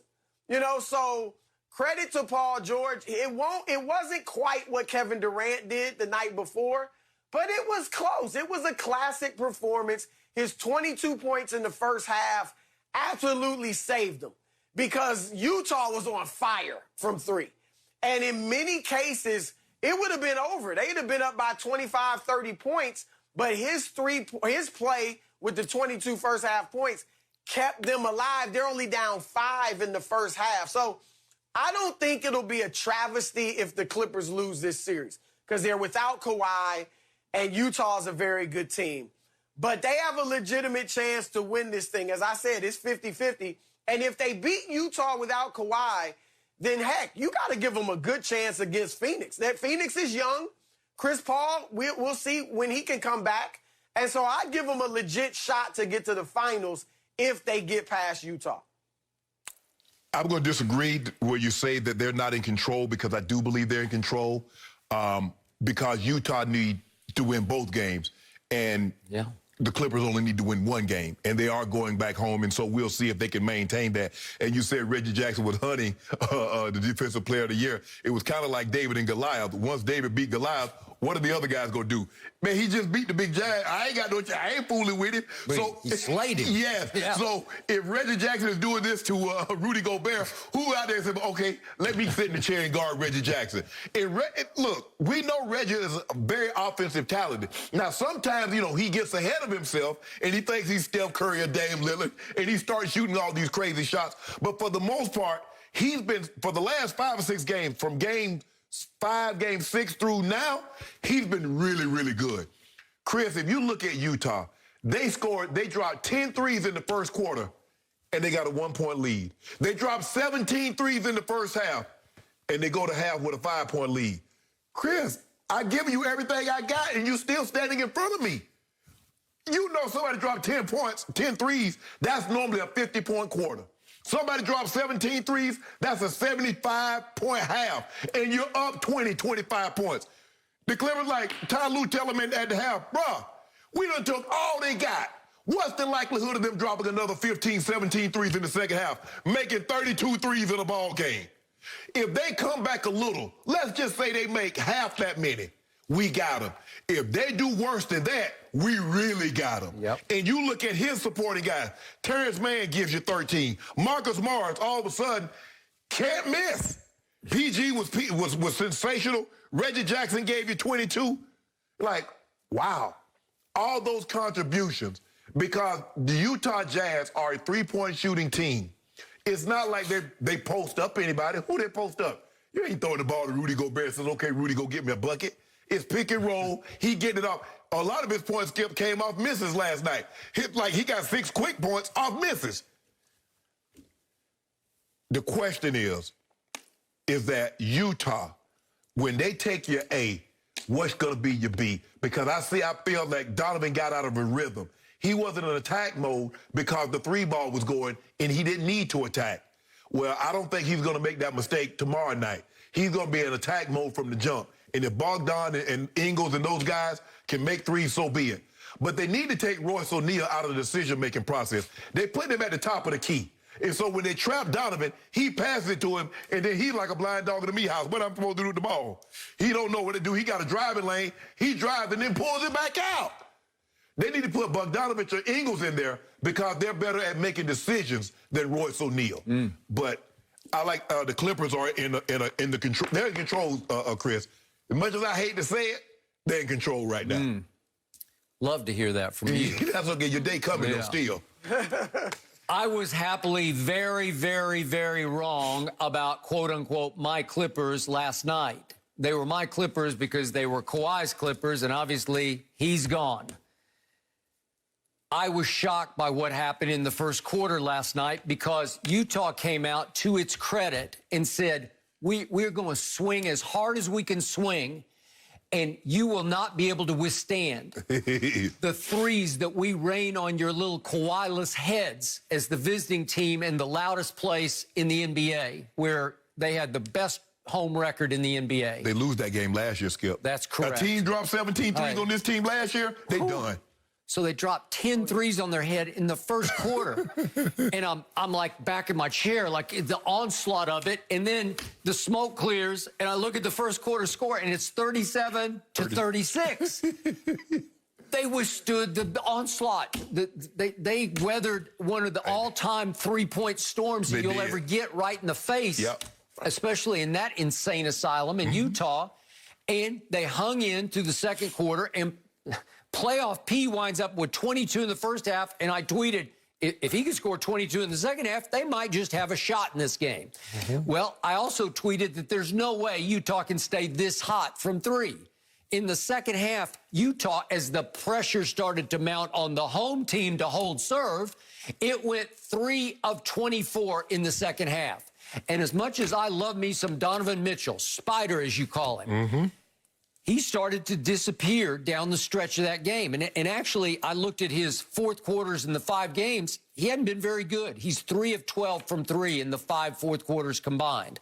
Last night, he was 1 of 6 from 3 in the fourth quarter. So the problem he has is they are all over him, jumping him, blitzing him, doubling, and sometimes even tripling him. They're just saying, you cannot beat us. So it's up to your man Bogdan. It's up to Jordan Clarkson or Ingles or somebody to beat them. And for that, they kept trying. They tried with all their might. And 4 times in the fourth quarter, Mr. June said no. Mr. June is Reggie Jackson. Tribute owed to the great Reggie Jackson, the real Reggie, Mr. October. But this Reggie, if we could just quickly see what he did, every time it looked like Utah, here they came and they'd cut it to 3 the first time. We could see this tape of the shots that Reggie Jackson kept making right in their eyes. They've cut it to 3 at this point, and he said, oh, shot clock, I got this. What? I'm saying, no. Yes, here he goes. They cut it to 4 at this point. Shot clock, I got that. Then they'd cut it to 3 again at this point, and he's over on the side. He just rises up and just drains it. He's swishing everyone up. Right. And then he gets Gobert on skates, and he goes up and under the 7-1 guy and scores it. It could have been an and one. Well, those are just, they're like daggers. They're like little daggers to the heart. You're just shooting them right in the heart because you're taking the crowd out of the game because they're on hair trigger. They want to go. They want to explode. And he kept saying, no. And finally, playoff P makes a shot. If we could see the last playoff P shot, this became the dagger play against Royce O'Neal. From the elbow, he's pump faking. I'm saying, just pass the ball. Pass the ball. Let somebody else try. Let somebody else. And he goes right up and gets fouled and makes it. Well, that's when you said, okay, that's enough, right? And Reggie Jackson, normally we don't. Chris, we don't normally see the shots that Reggie Jackson make. Those are the shots that KD was making the night before. He was. Those are the shots that you expect Steph Curry, Dame Lillard, the great players in this league, not a role player to hit those kind of shots. But he has done this before in big playoff games in Oklahoma City. He can be the designated scorer. But Utah ran into problems. In the first quarter, they had 6 turnovers. The Clippers had 1. That's true. They had 11 turnovers in the first half. The Clippers had 4. So now all of a sudden, when you could have pushed the lead to 8, 10, 12, 14, you turn the ball over. Now they go down and hit a 3 because they was right there with you in the first quarter, Skip, as far as they was 5 of 8 for 3, 62%. They was 14 of 23, 61%. So they right there because you kept turning the ball over. And you mentioned about Rudy Gobert. Look, whales are great in the ocean, but don't bring them to the shallow, because they get grounded. So we take Rudy Gobert outside the paint. What are you going to do, Chris? He can't go side to side. Them long legs get crossed up. He about to fall. He's skating. He like Bambi out there, legs all over the place. And they just go right by him. So did Big Zoo play last night? Not very much. No, he didn't play very much, no. He barely scratched, right? So they went small the whole night and out-rebounded the #1 rebounding team in the league. That's embarrassing. 39-36 because playoff P had 16 rebounds to Gobert's 10. Yeah. But Rudy, if I'm Rudy Gobert. Go ahead, Chris. Well, the key has been when they solved or slowed down Donovan Mitchell, because they've won now 3 straight games, and we know he was terrorizing them in the first 2. He was. When they're up 2-0, and then from then he was still good last night. Obviously, he was pedestrian. That's the key for Utah, because you said it, Skip. The other guys showed you they can't beat you. Usually it's, okay, he's either going to beat us or everybody else is going to beat us. You make your choice. The other guys, I mean, they're not going to hit. Are they going to hit more threes than they did last night? And they couldn't beat them. So they've got to find a way to do both. And they can, but Mitchell's going to have to get 30-something. and then the other guys are going to have to support him with three-pointers. Flip That's that the around. way Utah's going to have to win. Instead of Bogdanovich getting 32, Mitchell needs to have 32, and Bogdan needs to have 21. Yep. They can win like that. It can't be the other way. No mercy. Tonight on FS1, the biggest soccer tournament of the year continues with group stage play as Brazil battles Peru. The action-packed tournament keeps rolling tonight, 8 Eastern on FS1 and the Fox Sports app. The Pelicans made a bit of a surprising move yesterday as they parted ways with Stan Van Gundy. He only coached the Zion Williamson-led team for just one season as they failed to even make the play-in tournament at 31-41. New Orleans will now enter another offseason looking for the right candidate to coach their young team led by the All-Star. Shannon, your opinion, was this the right move to fire Stan Van Gundy after just 1 year? No, Skip, I don't know. I'm trying to figure out, what did you learn about Stan Van Gundy in the 1 year of coaching that you didn't know? You watched him coach in Miami. You watched him coach in Orlando. He is what he is. Detroit, yep. Skip, he is what he is. So I don't know what you thought you were going to get. Skip, there's a saying in politics that says socialism works until you run out of other people's money. Now, David Griffin has spent $5 million to fire Alvin Gentry. He just spent $15 million to fire Stan Van Gundy. Now, there was an article earlier this year in which J.J. Redick said, players, don't y'all trust David Griffin? David Griffin is finding out. You know, since he's been away from Cleveland, he's taken his chances to take an opportunity to take shots at LeBron. But what we're starting to see, he's not as good as we actually thought when he don't have LeBron and Kyrie. I will agree with that. You know, he's about, well, LeBron, the way LeBron was trying to build a team, it won't work. It doesn't have longevity. Well, hell, you get an opportunity to build a team and it's not working because you fired 2 coaches in 2 years. Yeah. Skip, I get it. In today's game, you got to be a coach. You got to be a therapist. You got to be a gamer. You got to talk Fortnite. You got to talk Grand Theft Auto. You got to do all that kind of stuff. Totally agree. Because these players now, Skip, they on some other stuff. Yep. And so it's getting more and more like the old guard of coaches. Agreed. It's really maybe not resonating because we see, especially with a young team.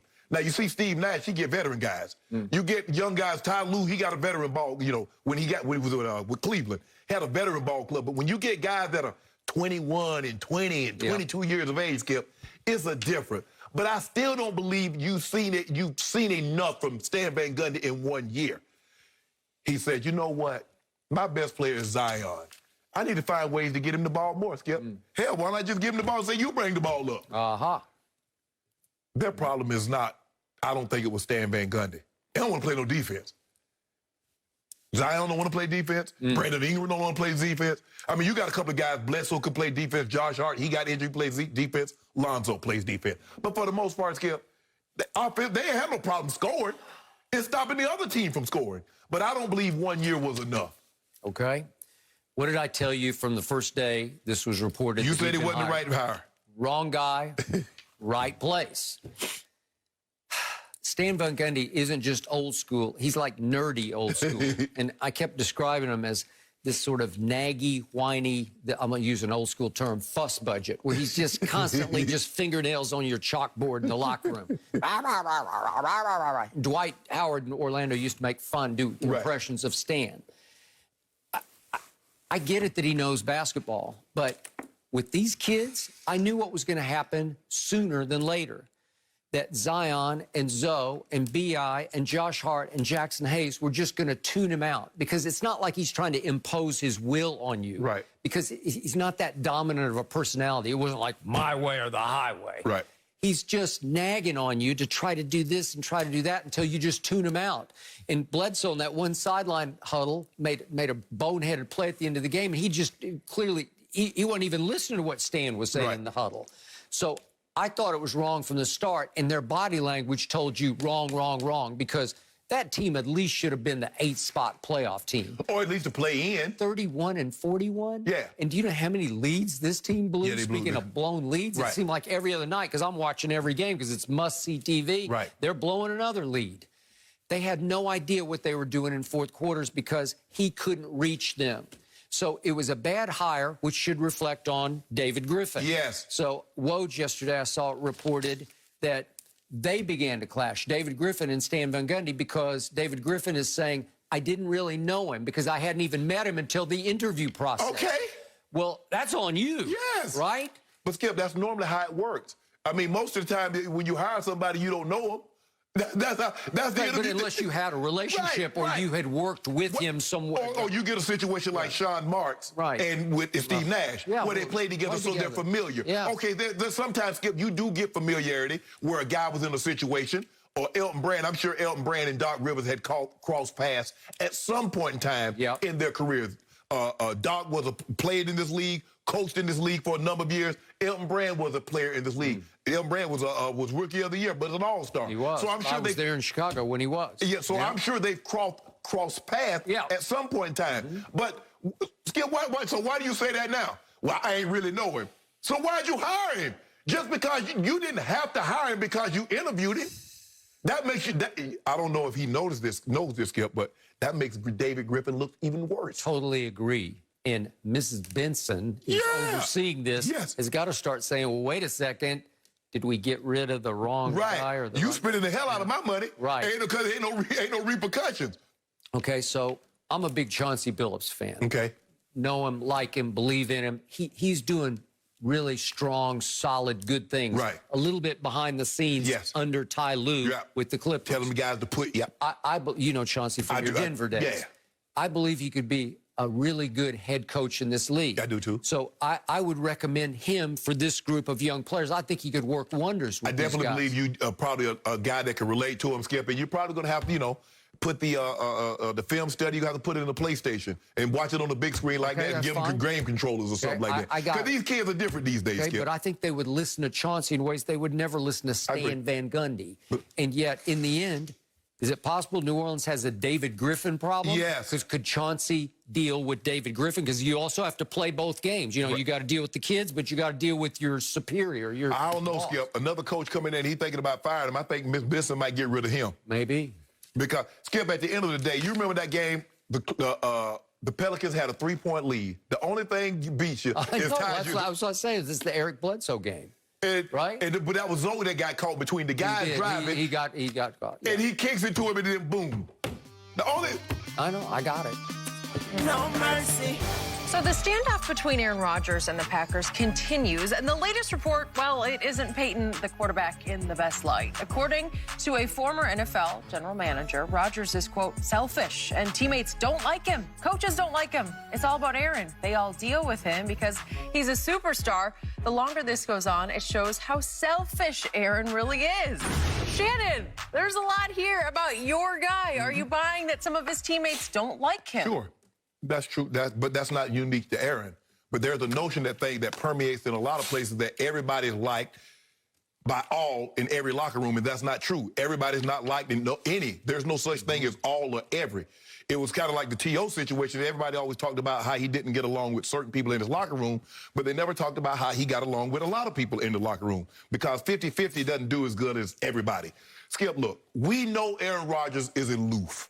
We know he's standoffish. We know he's condescending. We know he's blame deflecting and sometimes even point fingers. We get all of that. But you tolerate that because he's such an exceptional talent. That's how it is in every occupation. And people making things like, okay, because he's really good at something, he must be liked by all. No. And let me tell you how this thing's work, how it works, Skip. In any occupation, they'll tolerate you until they can replace you. Ask Brett Favre. They tolerated he's going to retire. No, I'm not. I'm coming back. I'm going to retire. No, I'm not. I'm coming back. Well, as you say, production. You have to continue to produce at a high level, and they'll tolerate you at a high level. Even then, but soon as they think they can replace you, even if you're producing, ask AB. As soon as they thought they could replace him, they got him up out of there. T.O., San Francisco, Philly, Dallas. That was all more trouble than worth, okay? Still producing. Yeah. Mm-hmm. There's like, nah, we good. Yeah. But for me, Skip, look, this is not unique to Aaron. Quarterbacks are like this. Now, maybe he's taking it a little step further. Maybe you see players now, Skip, they're more outwardly with their behavior, where quarterbacks were normally reserved. They didn't exhibit the diva behavior that was known for being with receivers or cornerbacks, but it's always been in there. The quarterbacks have always been the most selfish. That's nothing new. Aaron, this is not unique to Aaron, but Skip, look, at the end of the day, you're going to tolerate this behavior because he gave you 48-4. Okay. That's just the way it is. You would tolerate a lot of things from a lot of players when they can produce at this level. Have you ever heard any of this about one Tom Brady? No. No, you don't. But just because I don't hear it, Skip, that doesn't mean that all his teammates like him. That doesn't mean that he's not selfish. That doesn't mean that he's not some of these things. Like I said, maybe Aaron goes over, but this is not unique. So, have we heard bits and pieces of this before? There was the Bleacher Report bombshell of about 2 years ago. Some of it featuring our very own Greg Jennings, who would be the first to tell you he wasn't the easiest to play for and with, right? No. And do we think that Packers management still considers him a very difficult diva that they're stuck with because he stuck it to them by winning the MVP last year? That's what they think. Well, remember Mark Murphy said, well, he's a very complicated fella. He is. I don't think Aaron took too mildly. I don't think Aaron took too kindly to that, Skip. Okay, so I did appreciate this even off the record, you know. No, you got to put your name behind it. Whatever, but at least it's objective about an Aaron Rodgers who is riding this runaway train as a sympathetic figure through the offseason to the point when he was promoting the big upcoming golf shootout that he's going to participate in with Tom Brady. Right. He wore an offended T-shirt. Yeah, I'm offended. Yeah. You're offended by what? God. I'm offended that you're offended. Well, he was offended that his coach wouldn't give him an opportunity to go for it on fourth down. And Tom Brady needled him a little bit. Now they're making jokes about it. So could we please quickly revisit what happened on 1st and goal at the 8 in the NFC Championship game down the stretch at the end? Mm-hmm. He has 3 straight plays. This is, you're throwing to who? I don't know where that one was going. And then 2nd and goal from the 8, he bolts to the right and he throws it completely, crosses body, wild high to Devontae. And then this is it. And Shannon's saying, just run, just go, just go. Go. Oh, I'm going to throw it across my body again to a double-covered Devontae at the goal line. And that had no shot of completing. And then your young head coach says, I've seen enough. So, wait. He didn't give him a chance. He kicked the field goal, obviously. So you're telling me that the young head coach, Matt LaFleur, should have given Aaron Rodgers a 4th and goal from the 8 shot? Do you know how difficult that is to convert? Well, let me tell you what. Bill Belichick gave Tom Brady a 4th and 1 opportunity on his own 28 because he was so afraid of giving the ball to Peyton Manning. Yeah. Now, it didn't work out, Skip. You remember that game. It was a Sunday night game. Mm-hmm. And Aaron says, hold on. That guy gave him a 4th and 1 on his own 28, and you won't give me a 4th and goal on my own 8? So I just think, and at the end of the day, LaFleur could have said, look, I gave him a chance. Hey, that's my quarterback. He's going to be the MVP. I trust him, put the ball in his hands. He should have just did that. That way, if it doesn't come out like you think to, what y'all want me to do? That's Aaron Rodgers. I put the ball in his hands. You know what? That's a good point. you could have just let him deal with, you do it. You do it, and then it's completely on your head. Right? You let him do something bad to his own self. That's what I'm saying. It's all up to you now. Let's see if you can convert 4th and goal from the 8. That's a hard convert, man. Yes. You know and I know. Yes. Even if you got Shannon Sharpe at tight end, that's just a tough... Yes. To pull that one off under fire, under pressure this is under 2 minutes in the NFC Championship game. Well, Skip, if I put the ball in Kevin Durant's hands and he dribbles out or something goes wrong, you can't blame the coach. Yeah. If you put it in one of your great players' hands, you can't blame the coach.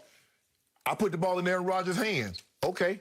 Aaron, go make a play. So I'm going to say it one more time. Your all-time sympathetic off-season figure who's wearing offended T-shirts is now 1-4 in NFC Championship games. That one was at home. And the only one he won was in Chicago against the immortal Caleb Haney in the second half, subbing for Jay Cutler. Well, I'm going to wear a shirt because I'm offended you keep bringing up Aaron Rodgers' record. I'm offended that you keep doing that. 1-4. Lucky not 0 for 5. I agree. I think we need to get you an offended. I'm going to get one. I will. And I'll wear it because I'm offended, Aaron. At this point, I am too. No mercy. Saturday, the TSL Mega Bowl is on Fox. Catch the linemen as they battle the Jousters for the championship crown. The action begins Saturday at 3 Eastern on Fox and the Fox Sports app. Paul George put the Clippers on his back in the upset win over the Jazz last night. PG-13 became the first player in franchise history to have at least 35 points, 15 rebounds, and 5 assists in a playoff game. And after the game, he said, quote, "It was no secret. I knew I had to be big tonight and got to be big going forward." So, Shannon, scale of 1 to 10, how much do you trust him going forward? Because we asked this question the other day. You were at a 3, so what are you at now? Oh, you've skyrocketed to You a were 5? at a 5? Wow. 5. 3 up to How 5. much trust? Yeah. I know you all the way up to a 10 now. I'm a 9. No. Because here's the thing, Skip, but let me ask you a question. He didn't earn this name, Pandemic P, after just 3 games, did he? You saw what he did in Oklahoma City. Several years. You saw that. You saw what he did his last several years in Indy. You saw what he did with the Clippers last year. So now, after 3 games, you want to reward him after it took him 15, 20 games to get the name Pandemic. So no. Well, 11 games. They played 11 playoff games. No. Yeah. Oh, I'm correct. Oh, no, OKC. Did you see that, what he did at OKC? Yeah. That 5-piece he put on Utah? Yeah. Now he's trying to redeem himself for the series that he played against Utah when he was in OKC. I hope because so. he was awful. Skip. He was awful. He was awful. Agreed. But he's going to have to continue this, and he's going to have to finish it off, Skip. He's got to finish it off, because if he doesn't finish it off, let's just say for the sake of argument, Skip, they lose the final 2 games, and he doesn't play, and he goes back to being Pandemic or just P-E-E. Then what we going to say? So until he finishes it off, I might bump it up to a 7 if he finishes it off, which I don't believe he did. Finish off just Utah or finish off the whole Oh, year? they ain't going nowhere. The bus going to start with the Suns. Oh, well, you'd give them maybe getting past Utah. Yeah, I'm saying if they were to get past So that. if they get past Utah, you'd they're bump not. it to a 7. They're not. Okay. I we'll want see 2 about more that. cases. You ask, you shall receive. I want 2 more cases. Then I get past. We get in the next 2 games. Utah got the All right, next I'll 2. just take the Clippers for 2 cases. Gotcha. Just Clippers winning the series. Okay. This man, I've told you all year long, right before your very eyes, has grown up and toughened up. And it started on opening night when he shot your Lakers right out of the building they used to own. They came right up out of the basement, did the Clippers, and shot you out of the gym featuring playoff That P. was his best game, Skip. Okay, You know but it. the point is, no man in sports has taken more abuse, more ridicule than Paul George took in the bubble and through this year from a lot of players who trash-talking him, starting with Devin Booker on the court, because he became the easiest target in sports because he crumbled psychologically in the bubble, and he publicly admitted, I needed counseling. Well, you can't give yourself a nickname, Skip. If you're a young lady, you can't call yourself Long Hair Sheila when you got Kojak head. Okay. How you do that? You got yourself named Playoff P, and you getting 5 points. Well, you had he getting not 10 been points. playoff P in Indiana a number of times against LeBron and company? Skip, early in his career, Yeah. he was insane, and that's what's so puzzling. We saw what he was in the beginning, Skip. When he was undermanned, he didn't have the help that he had in OKC. He didn't have the help that he had with LA, and he's coming up small. That's what was so puzzling. But they still didn't call him Playoff P when he was in Indiana. Skip, ain't nobody called him that. Just remember, Ty Lue and Chauncey Billups have now entrusted him to be the point guard. He's the one who beat out playoff Rondo and put him on mothballs. No. That was you. You hyped that. No, I have Reggie Rondo. Jackson did that. Okay. Reggie Jackson. No. And Terrence Mann. But Paul George is the guy handling the ball down the stretch last night. Right. In Kawhi time, it was PG time. Yeah, it was Kawhi, because Kawhi, in closing out the series in against Dallas, it was Kawhi that had the ball down in games 6 and 7. And I must admit, I was queasy last night down the stretch because a couple of times it looked like it's PG or bust. And I needed playoff P, and he finally rose and shone. But if you think about it, Skip, it wasn't no sets. It was Reggie Jackson bailing him out at the end of the shot clock, and it was Paul George hitting that shot late in the shot clock. It wasn't like they were It getting looked occasionally a little shaky. There was only one ball movement possession in the whole fourth quarter where it got whipped around the perimeter, and they actually got a wide-open shot, and Batum nailed it. Okay, I'll take that. I need more of that. But just on the trust factor, he's a 9 to me because, listen, free throw line, late game, money. Okay, now. Unlike that guy who's not in the playoffs. Okay. What's that guy's That name? other guy? LeBron. They play with. Okay, I'll talk to you on Wednesday. Okay, good. No, I'll talk to you on Monday. Okay. They play tomorrow night. No mercy. Kevin Durant, guys, looks to close out the Bucks tonight in Milwaukee, and everyone is waiting to see what he does for an encore after Tuesday's 49-point masterpiece. Katie's point total, according to Fox Bet Sportsbook, is currently 35.5. So, Shannon, what is Katie's line, and what is the score tonight? Skip, I got him at 35, 13, and 7. But I got the Bucks winning. I got the Bucks winning this ball game. KD's gonna be KD. This is what he normally does. 35 points. This is a KD type ball game. I don't think he'll be historic like he was the game before. But I mean, think about what we said, Skip. He gonna be KD and give you 35, 13, and 7. Okay. Well, I'm close on that. 35, 15, and 8. But I say James Harden turns back into James Harden. I got him going 38 and 10 assists. I got the Nets stealing one at Milwaukee, 108-105, as James Harden comes up clutch in the end instead of KD. Well, we got cases on this, right? Well, you're about to lose 8 more. Oh, Yeah, so I win 3 tonight, 5 plus another 2. That'd be 10 cases in a matter of days.